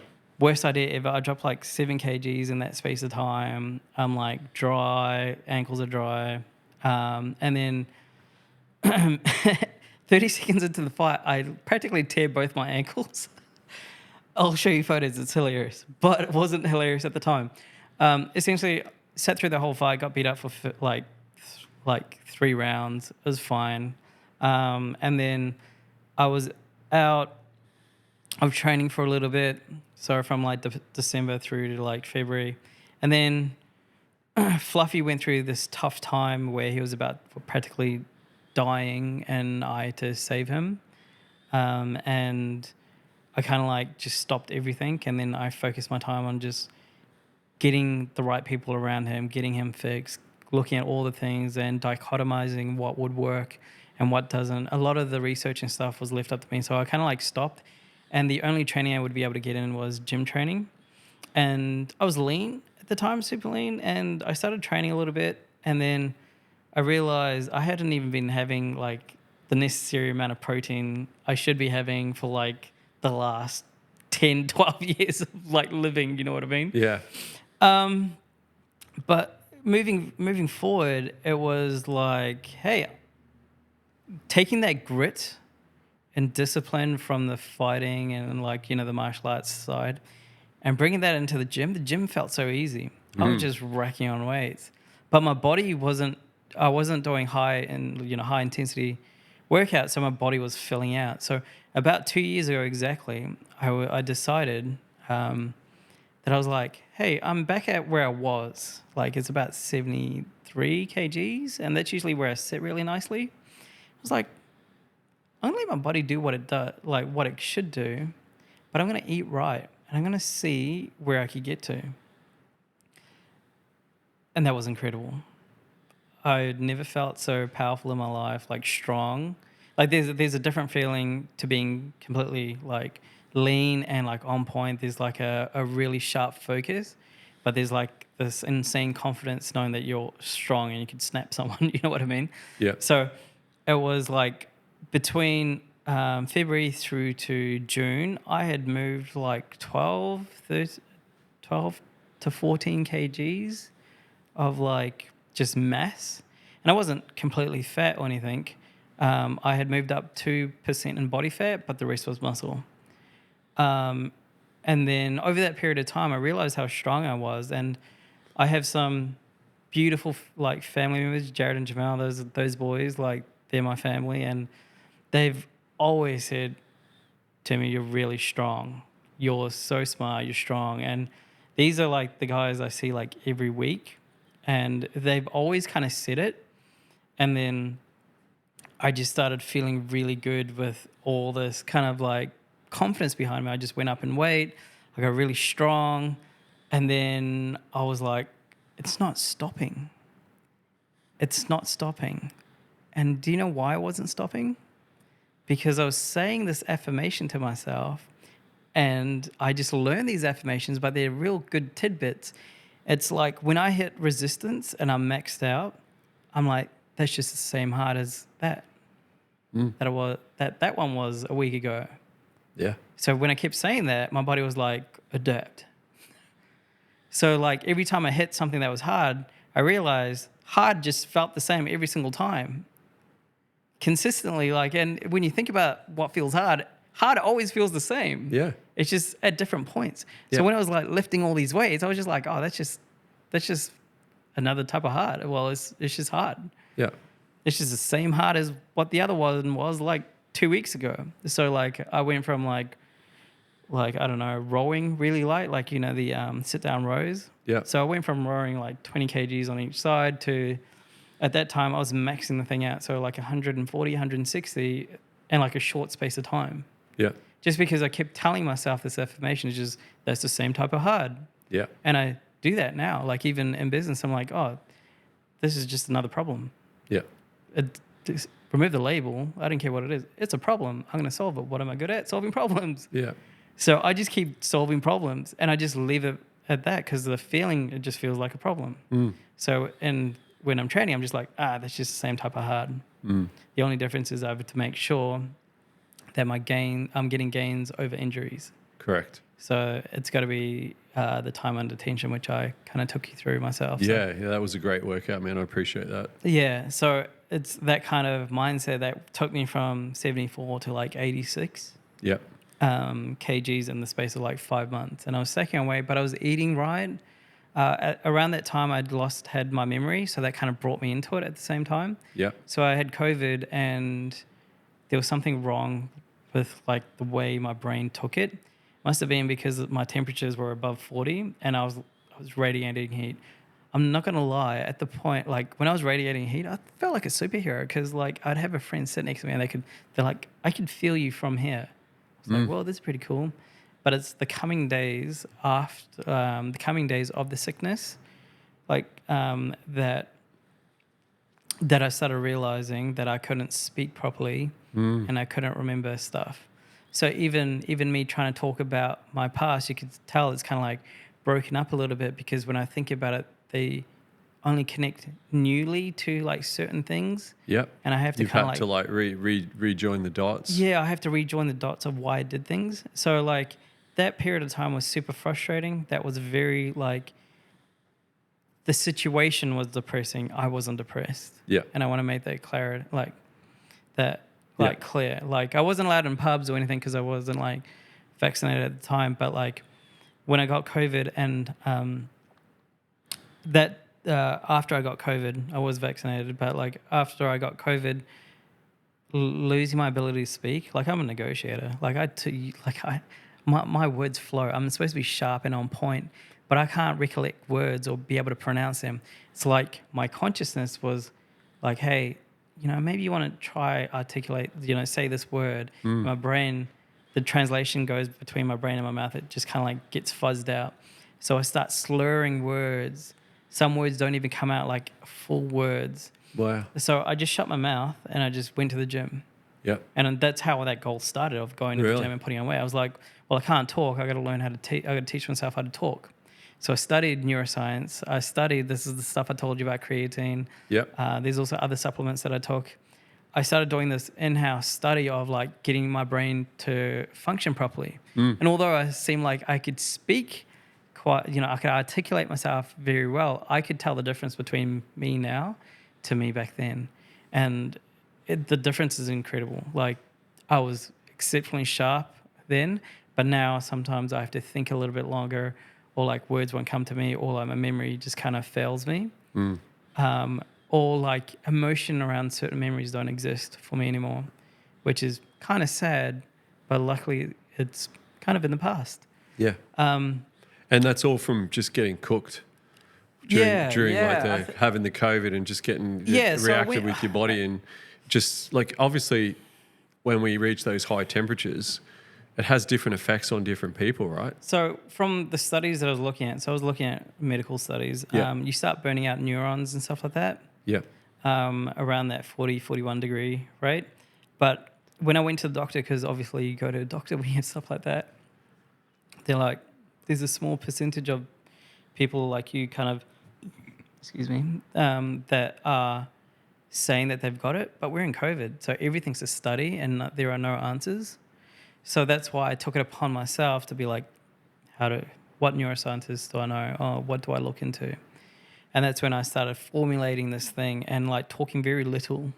Yeah. Like I was talking very little at work, so people they wouldn't be able to tell. Yeah. I wasn't really conversing with a lot of people. I just kept to myself for a minute. It was frustrating. Like, I hid it from Jordan as much as I could. But I can't describe it. It's insanely frustrating when you're trying to do something and it won't work. It's like trying to use your arm, but your arm's like doing something else. You know what I mean? Yeah. So like speaking and communicating is one of the most powerful things you could learn. Yes. Because it provides you a platform to get your ideas out, but also to be challenged. So if I can't use that platform, I'm pretty much out of, I've got to learn sign language, and I've got to do, manage a relationship with sign language and stuff like that. So I knew what could potentially happen if I didn't pull the trigger and like learn things myself. So I'm a big believer of like, hey, if you don't get an outcome with a doctor, go seek it for yourself, because things will come to you, or you'll find people. I've done that with Fluffy. I've done that with myself. Like, I put my back out in 2012, and they said you could never, go into a gym again. And all I did was, I was like, you know what? I'm not going to take that as an answer. I'm going to go figure it out. So I ended up putting like a barbell across like 2 doors and buying these things called gravity boots. And I'd hang. It took me 6 months, but it stretched out my back, strengthened up my core, and I was just hanging. I went from hanging for like 30 seconds to like 3 minutes to 5 minutes to half an hour to a whole hour. And then like even now, Jordan will sometimes find me upside down on things, because I like, my home's like a retreat. Like I lay upside down. I do whatever I want, but like I kind of, it helped me like stretch out my back and get all the nutrients in.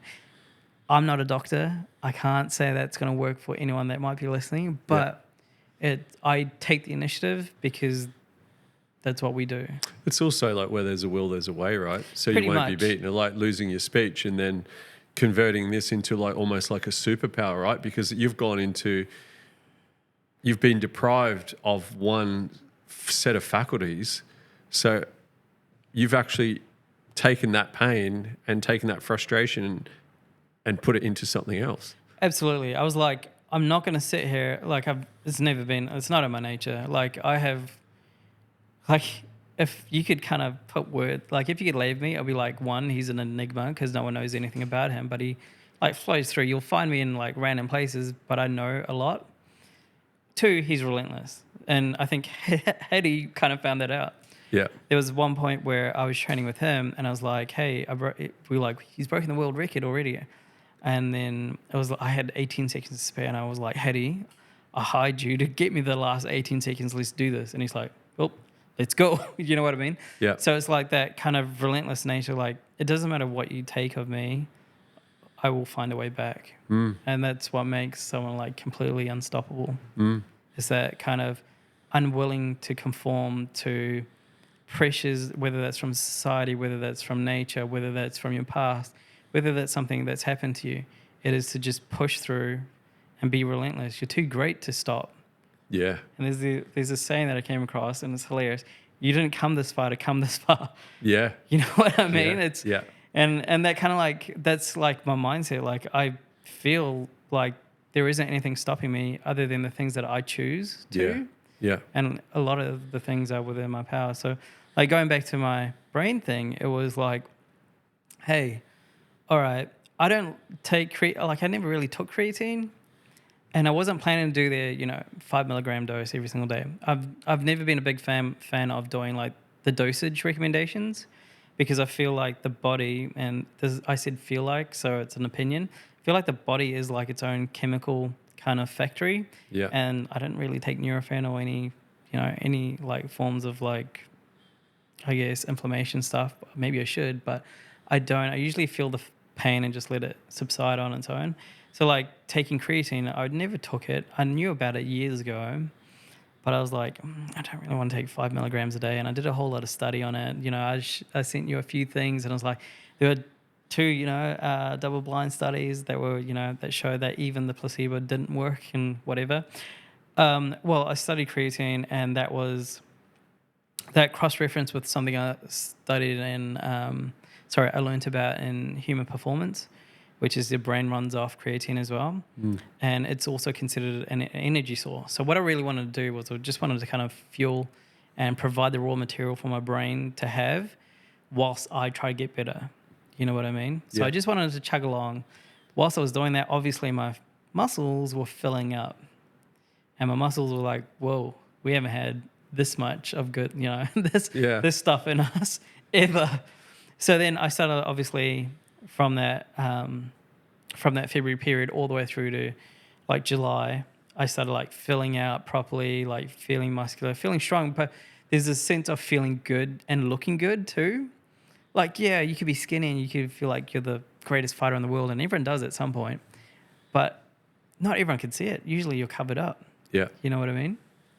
So like when you start filling out your shirts like this, or like your pants and stuff like that, there's like it like increases, and I'm not going to use ego, your esteem. I want to make a distinction between both. You feel good about yourself, right? Yeah. But you don't feel better than anyone else. No. That would be ego. Yeah. So I just want to make There's a big difference there. Yeah, there's a big difference. But I'm really picky with words. Yeah. Because I negotiate and I want to teach people the right thing. So it's not an ego thing, it's a sim. I felt really good about myself. I don't feel good about me being better than anyone else. So I was just like feeling good about myself. I'm pulling weight. I've got this weird affirmation that I didn't even realize was an affirmation. I just realized it was an affirmation from like 3 weeks ago. But it was like, the hards all felt the same. I'm feeling good. I'm getting bigger. My speech is coming back.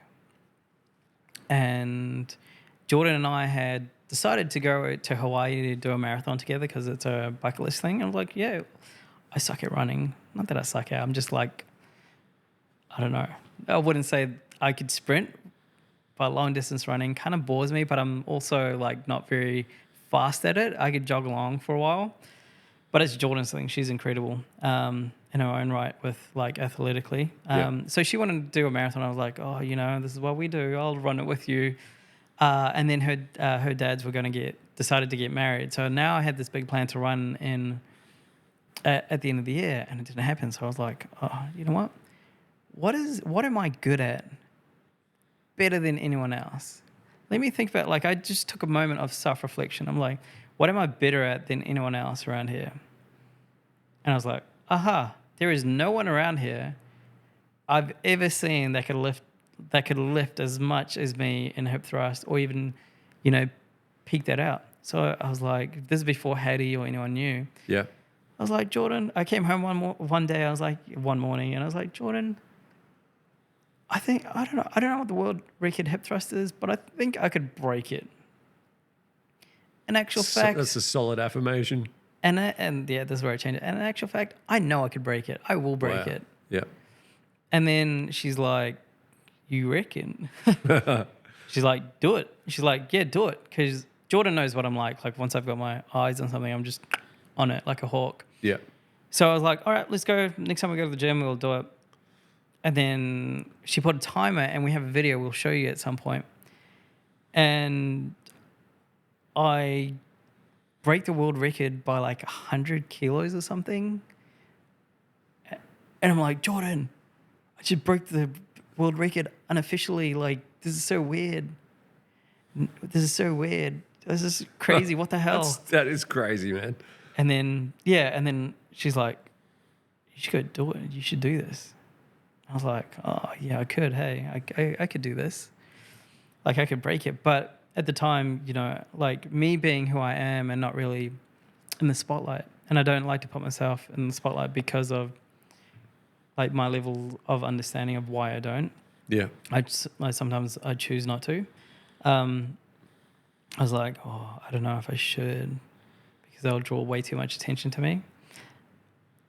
Don't know why, but probably a weird fantasy of like why people shouldn't know me. But I was like, oh, no, I just want to be kind of just flow through life without people knowing me. But then I had conflicting ideas because there is also something that I know to be true and I've kind of had my focus on for a period of time. So I read a lot. I don't know if you know this. You probably I sent you a book. I read a lot. Yeah. And the reason you why sent me an ebook link. Yeah. So I read a lot because I find like I could live 1,000 years. I could have the knowledge of 1,000 years just by reading reading 100 books. You know what I mean? For sure.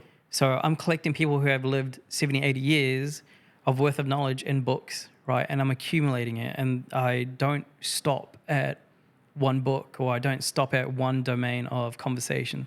It could be health, wealth, relationships, finance, spirituality, consciousness, whatever you want. Like I've read a lot of books, right? But whilst reading these books, I came to the conclusion that there are about 5 ways you could immortalize yourself in this world. 1, write a book. 2, have children because you create a legacy. 3, plant a tree. 4, break a world record. And 5, and I think the 5th one was be a hero where your name's sung at the loudest point in the world. So there are 5 ways that I've found, and I wanted to. So I've written my first ebook, but I'm writing my own meditations, what goes on in my head, because I don't think a lot, but when I do, it's very intentional. Yeah, and I find it to be very thoughtful, but so does everyone else. The world record. So that's where it landed. The 3rd one is children. Yep. And the 4th one is plant a tree. Beautiful. That one, there's something that I want to talk to you maybe 3 years down the track about about that one. Okay. But I've got plans for that one in particular. Yeah. Hopefully change the game too. Yeah. I told Jordan, she's like, that's incredible. I'm like, I have to take a few dozen, 100 steps before I even approach you about it. But I think you'd like it. Yeah. So those are the ways that I want, and obviously be a hero. So in my head, I don't know why, but I've always felt like I'll die a heroic death. Yep. And I've always had this image of dying in front of someone, and it was like a female, and I was just protecting her, and it had nothing to do with me. I don't know them, but I was just stepping in stepping in. And I've always had this image of just dying on the ground outside, like not even a bank, but like out on the street. And so that was like the heroic death. Yep. Right.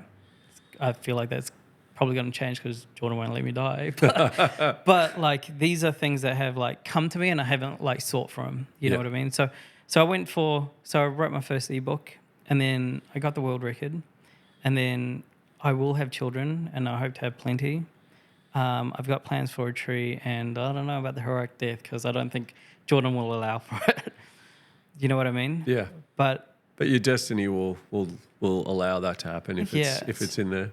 Yeah. So I just want something to precede myself. Yeah.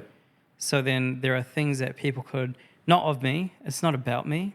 It's so then they have like the book is so then it gives people the insights that I got from books and all the generations prior to me. I read books from like the 1800s. Like I read a lot of books because I don't feel like that book that I sent you is like one of the only books that I feel like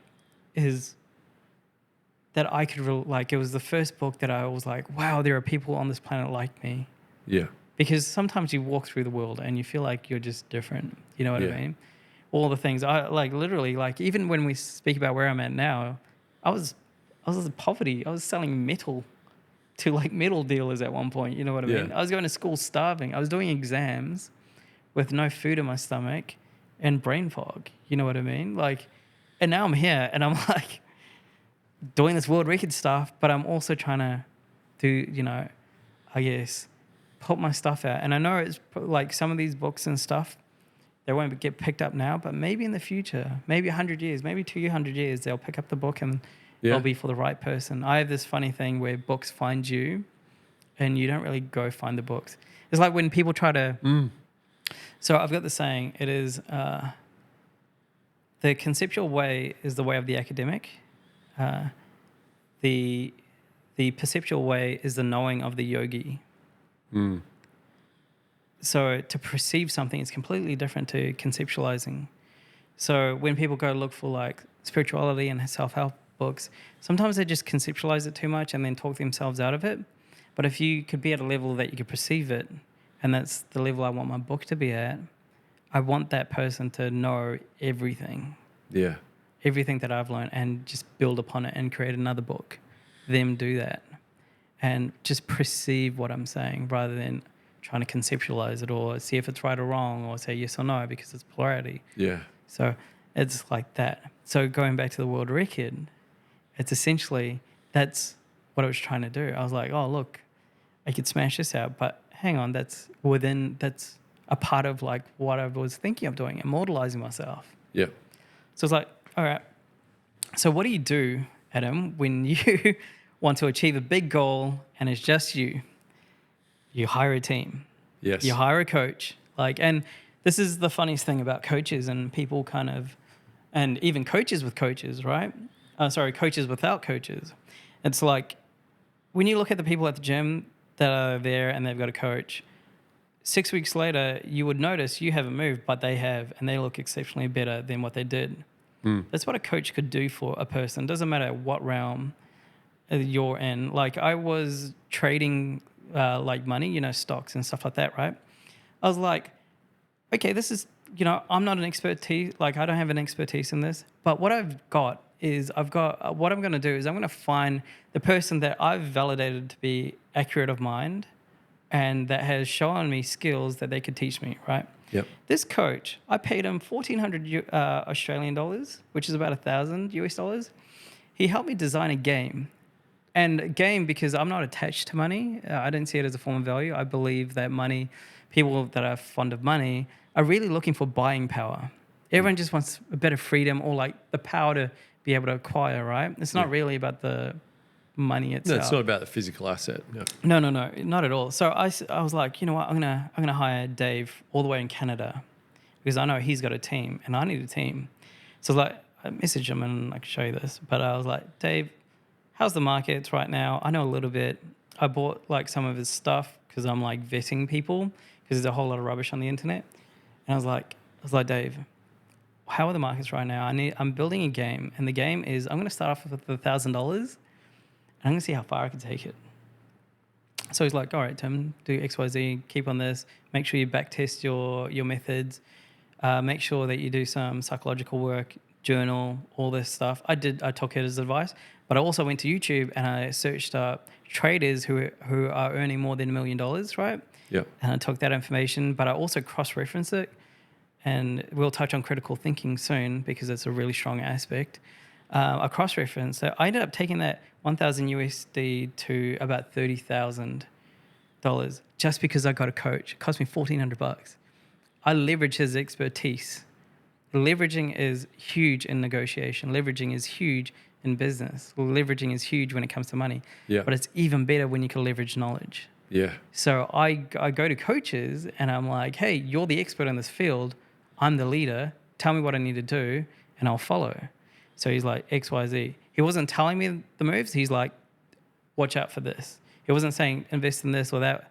He was like, we're going to critique your psychology. We're going to practice you're going to get a journal. You're going to, tweak a few things here and there. All the things about me. that settled me to be able to make that kind of like transition or play this game of like making money. So so in this like what do you call it, with the world record, I was like, okay, I'm gonna get so far with me, but I'm not arrogant. I'm gonna have blind spots. I'm gonna hire a coach. I need a coach. I want to not only take the world record, but I want to take it by a mile. I want to take it for all it's got. Yeah.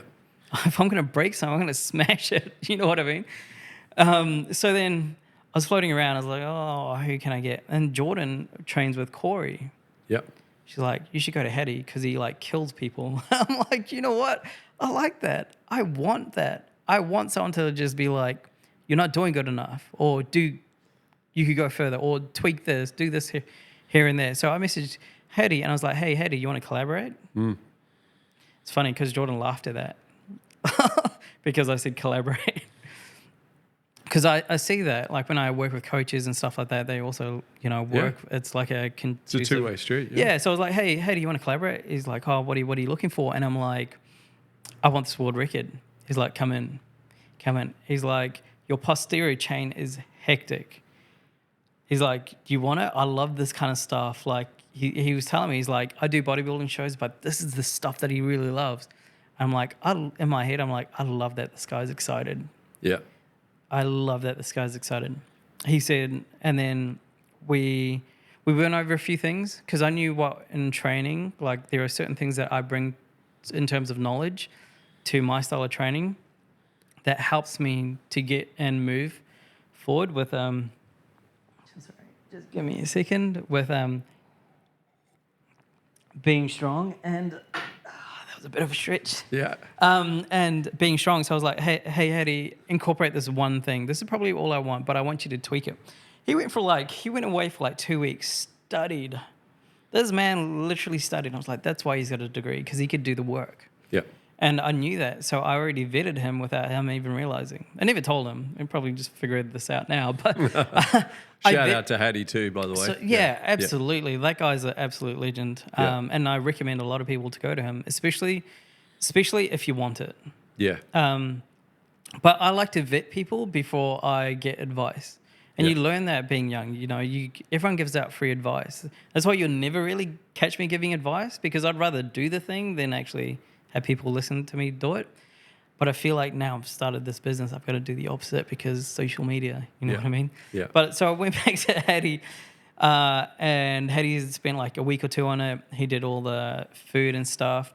We went through it, and then he thought he gave me like the most hectic training thing. And I was like, in my head, I'm like, give me a week, I'll adjust it. And then we just started to scale everything. Everything just started scaling upwards. And it just got to, I think it was week 2 or 3 out of like the 9 or 10 weeks. We only trained for 9 or 10 weeks. And we got there, and that's where we had the conversation. He's like, oh, you broke the world record already, and you're at like 5,600 kgs or something, and it was the world record's at 400. But that's where I think he kind of also recognized, I was like, I didn't get you for, the beating the world record. I got you for the last 18 seconds. Yeah. Let's go. Yeah. Let's go. And he's like, he didn't shy away. He was like, yep, let's go. Let's do it. And then I would only have had his attention for 1 minute every Sunday. And that 1 minute was test. It was test time. And I was to see how much better I was getting. Every week I was compounding, like I was getting better, but exponentially better. So we got to, we went through that training. It was very rigorous. A lot of it was I wasn't eating before, so I was empty, so I'm like not fueled up. And all the training, I like to do that. Like I like to be on edge a little bit, hunger, only because it brings me into that kind of like digesting food does take away from your brain, because it does use a lot of your energy from your brain. So I was always training like that. And then I remember going through that training, dedicated every morning, super excited. And this is one of the best things about coaching. Like there's like a checklist that you just write down your figures. So Hattie was getting like, I don't know if he knows this, but I was just like, I'm going to get personal best every day, or I'm just going to incredibly launch this personal best out of the water so he could see it. You know what I mean? When someone's watching, Yeah. like when you've got a coach, and I've known this through like training in martial arts and stuff like that, you do things, and you do things because you know people are watching. Yeah. And you just like switch gears. You're like, oh, I'm going to impress them. You know what I mean? Yeah. So I was doing that for a little, like the whole time. And that was incredible. That was an incredible experience. We got to, I don't know anyone that knows this. I only know Jordan and Hattie. I didn't talk to anyone about it, but I'm going to share it. We got to a week out. Now, I was sick like 2 to 3 weeks before. And when I was training, I wasn't even doing hip thrusts. Something felt like it exploded in the back of my head. So I was like back here, and what it was like wrapping around the front of my head, right? And I had to go get tested for an aneurysm. So I had to get all these tests done, and obviously it came back like, no, but be careful. And we almost called it off. Wow. We almost called it off. We literally, because it would like my vision would go, the thumping's there, like I become delirious and almost feel like I'm gonna like when it happened, felt like I was gonna collapse. Yeah. So when I went hard at the actual final day, and I really want to bring in like on that day, that wasn't my hardest. That was my safest, hardest. Wow. But I put everything in it. Like my head wasn't kinked in forward properly because it creates tension on my neck, so I had to relax a little bit. Yeah. So I don't cause any Damage or cause an aneurysm or something to take place. So when I did it, it was like high stakes race. It was like I do it or not. But I was like, if I got to do it. Yeah. Even if I die. Yeah. But then in the back of my head, I'm like, but I'm going to leave Jordan and Fluffy, so I'm going to do it to the safest. Yeah. I'm going to destroy the world record, but I'm going to do it to the safest capacity. Yeah. But rewind a little bit. When we weren't going through that process, right? So this whole time I wasn't talking to anyone because of my speech, right, and my brain. And I was keeping to myself. People were watching me at the gym, and they kind of knew I was going for a world record, but not really speaking to me because I'm like just focused, dedicated, got my headphones in. No one really talks to me because I wasn't talking to anyone. Yep. I wasn't really that approachable at all, and you probably know that because I just like zone in. Yeah.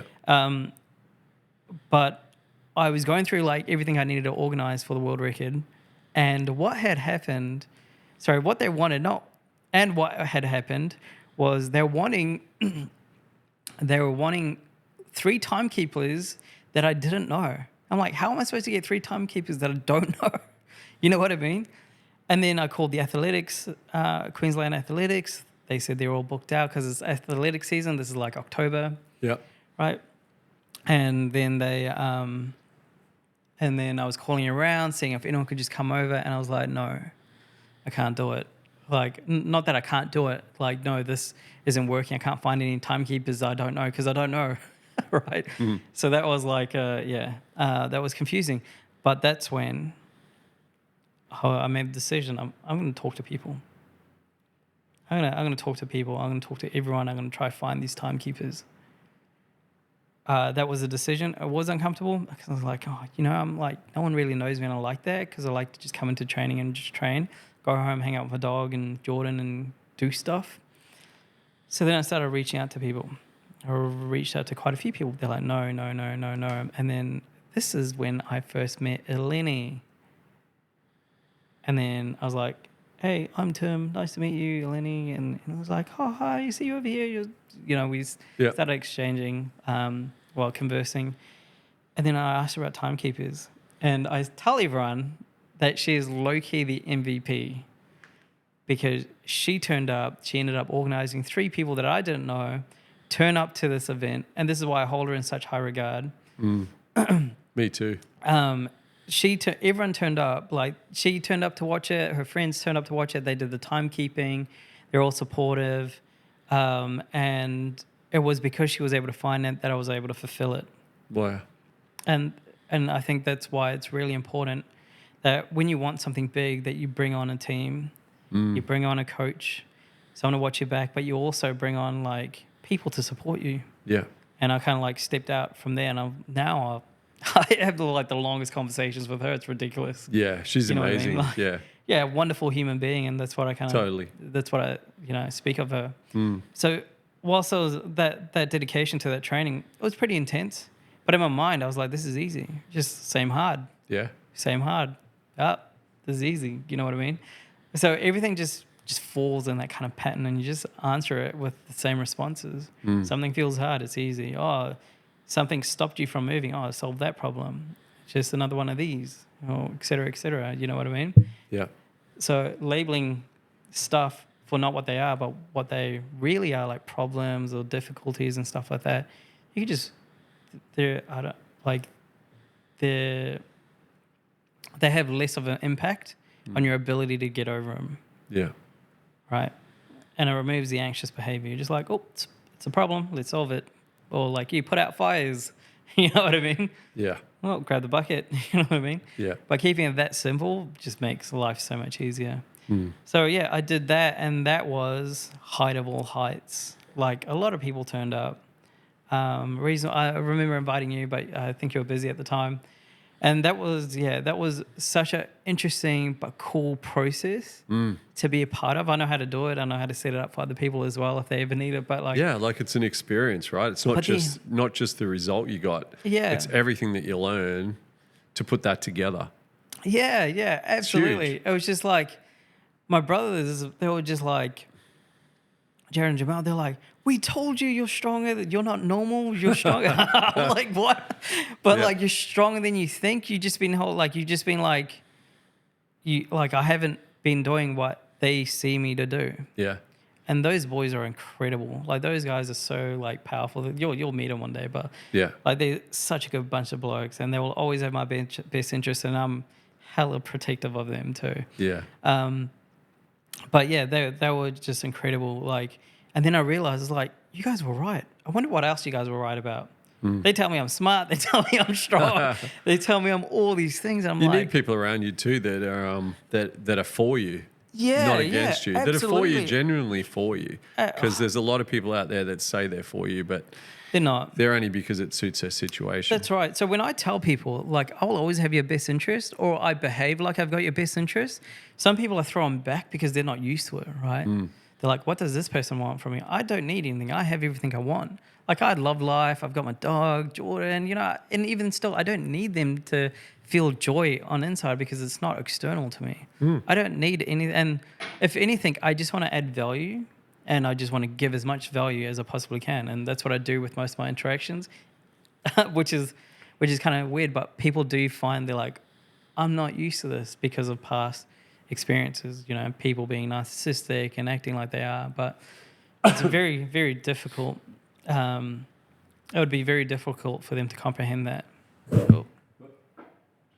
No, you're right. Absolutely, man. It's so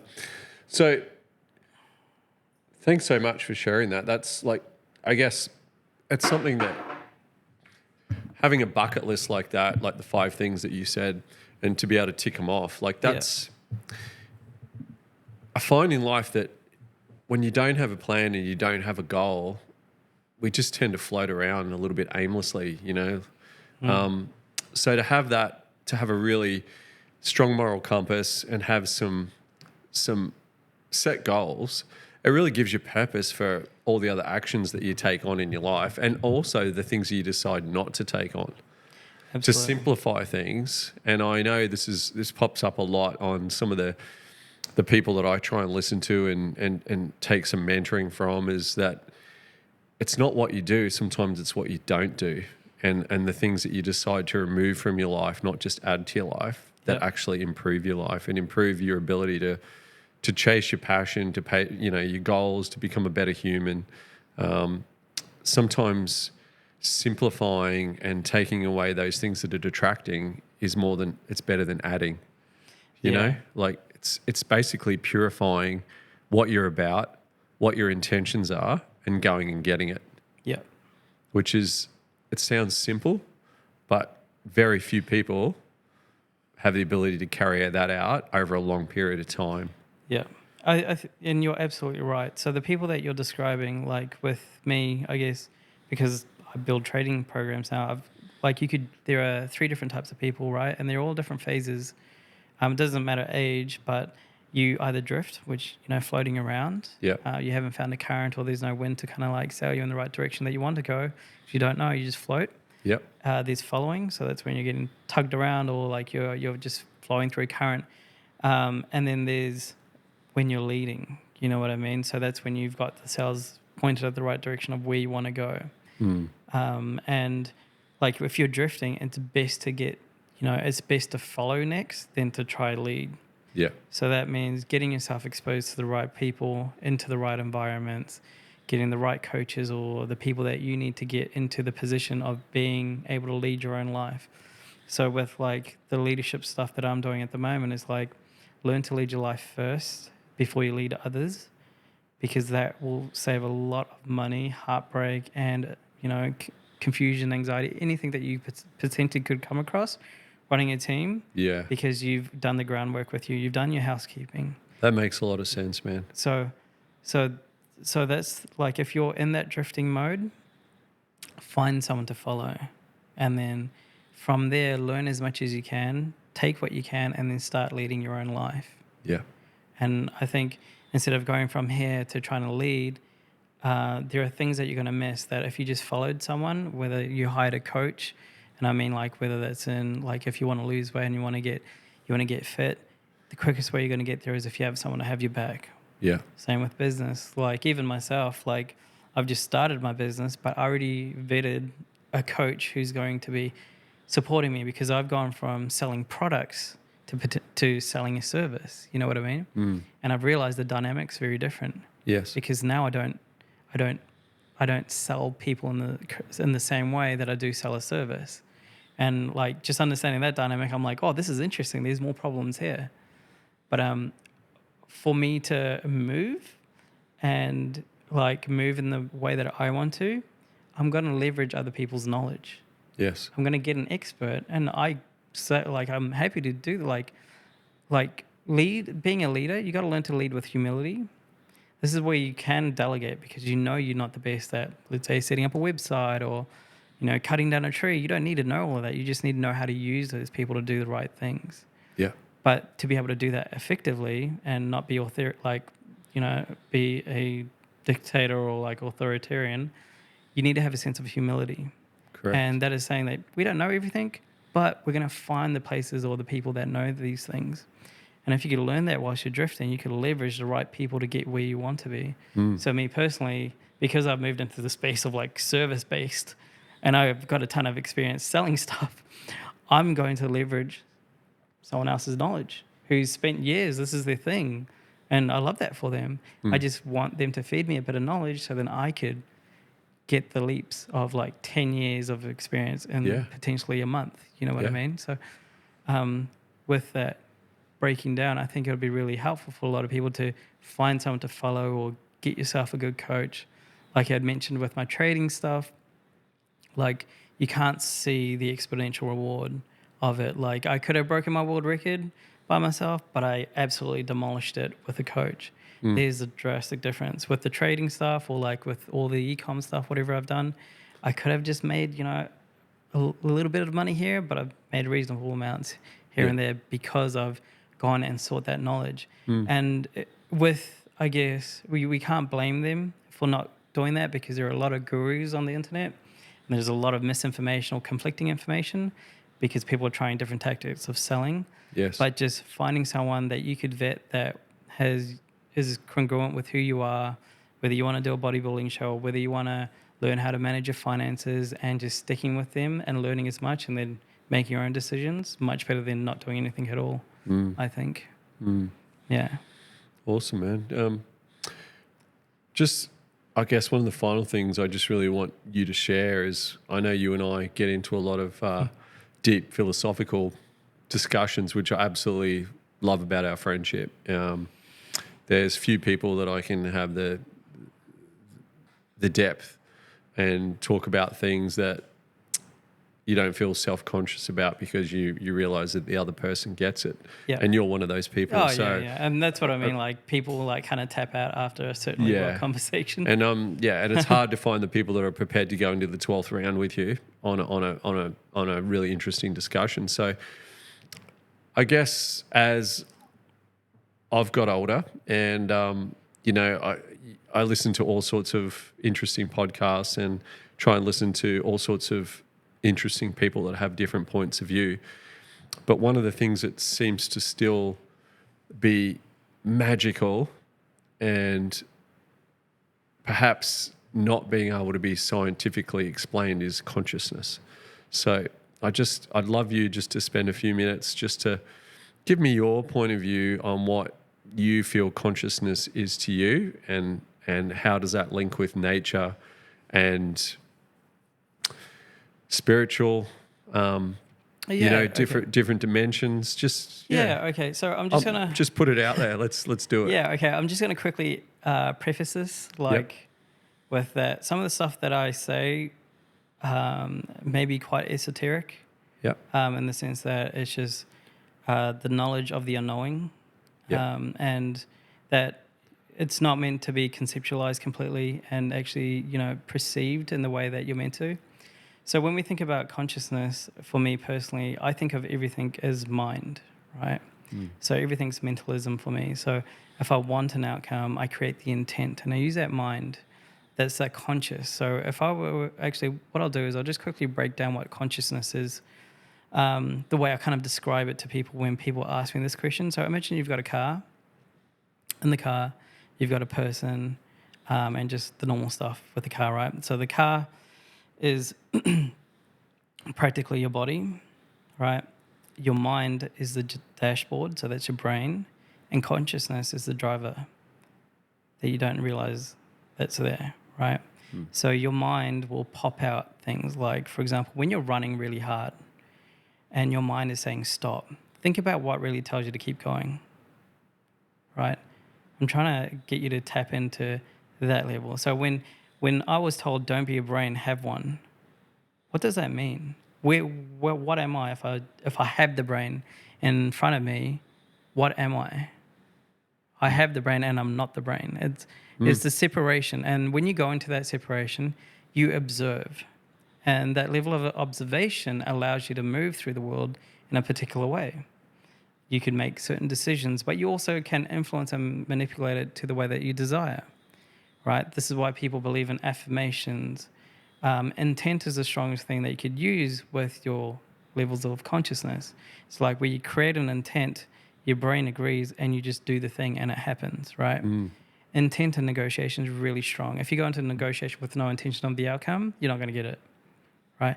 But if you if you go in with the intent, you're going to close this deal, or this is going to happen, or I'm going to break the world record. That's the intent, right? That's not really my mind. That's the willpower. And I'm thinking willpower is more connected to your consciousness than your brain itself.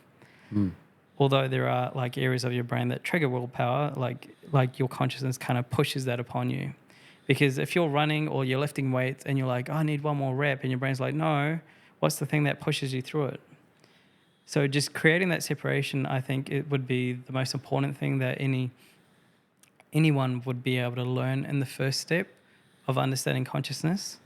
But it's one of the strongest things in the material world that overlap onto there's a spiritual, like the ether, and then there's also there's a layer of the mind. So we're in the physical reality. There's also a reality of the mind, and there's also the spiritual reality that kind of overlaps. But the lowest form, because we're physical, the lower forms of vibration is this one, the physical plane. So when we tap in and we use the mind or that consciousness, we're actually being able to manipulate our reality. And you could only manipulate anything that has duality that lives within it. So consciousness itself will precede this physical plane in the way that was going to be my next question. So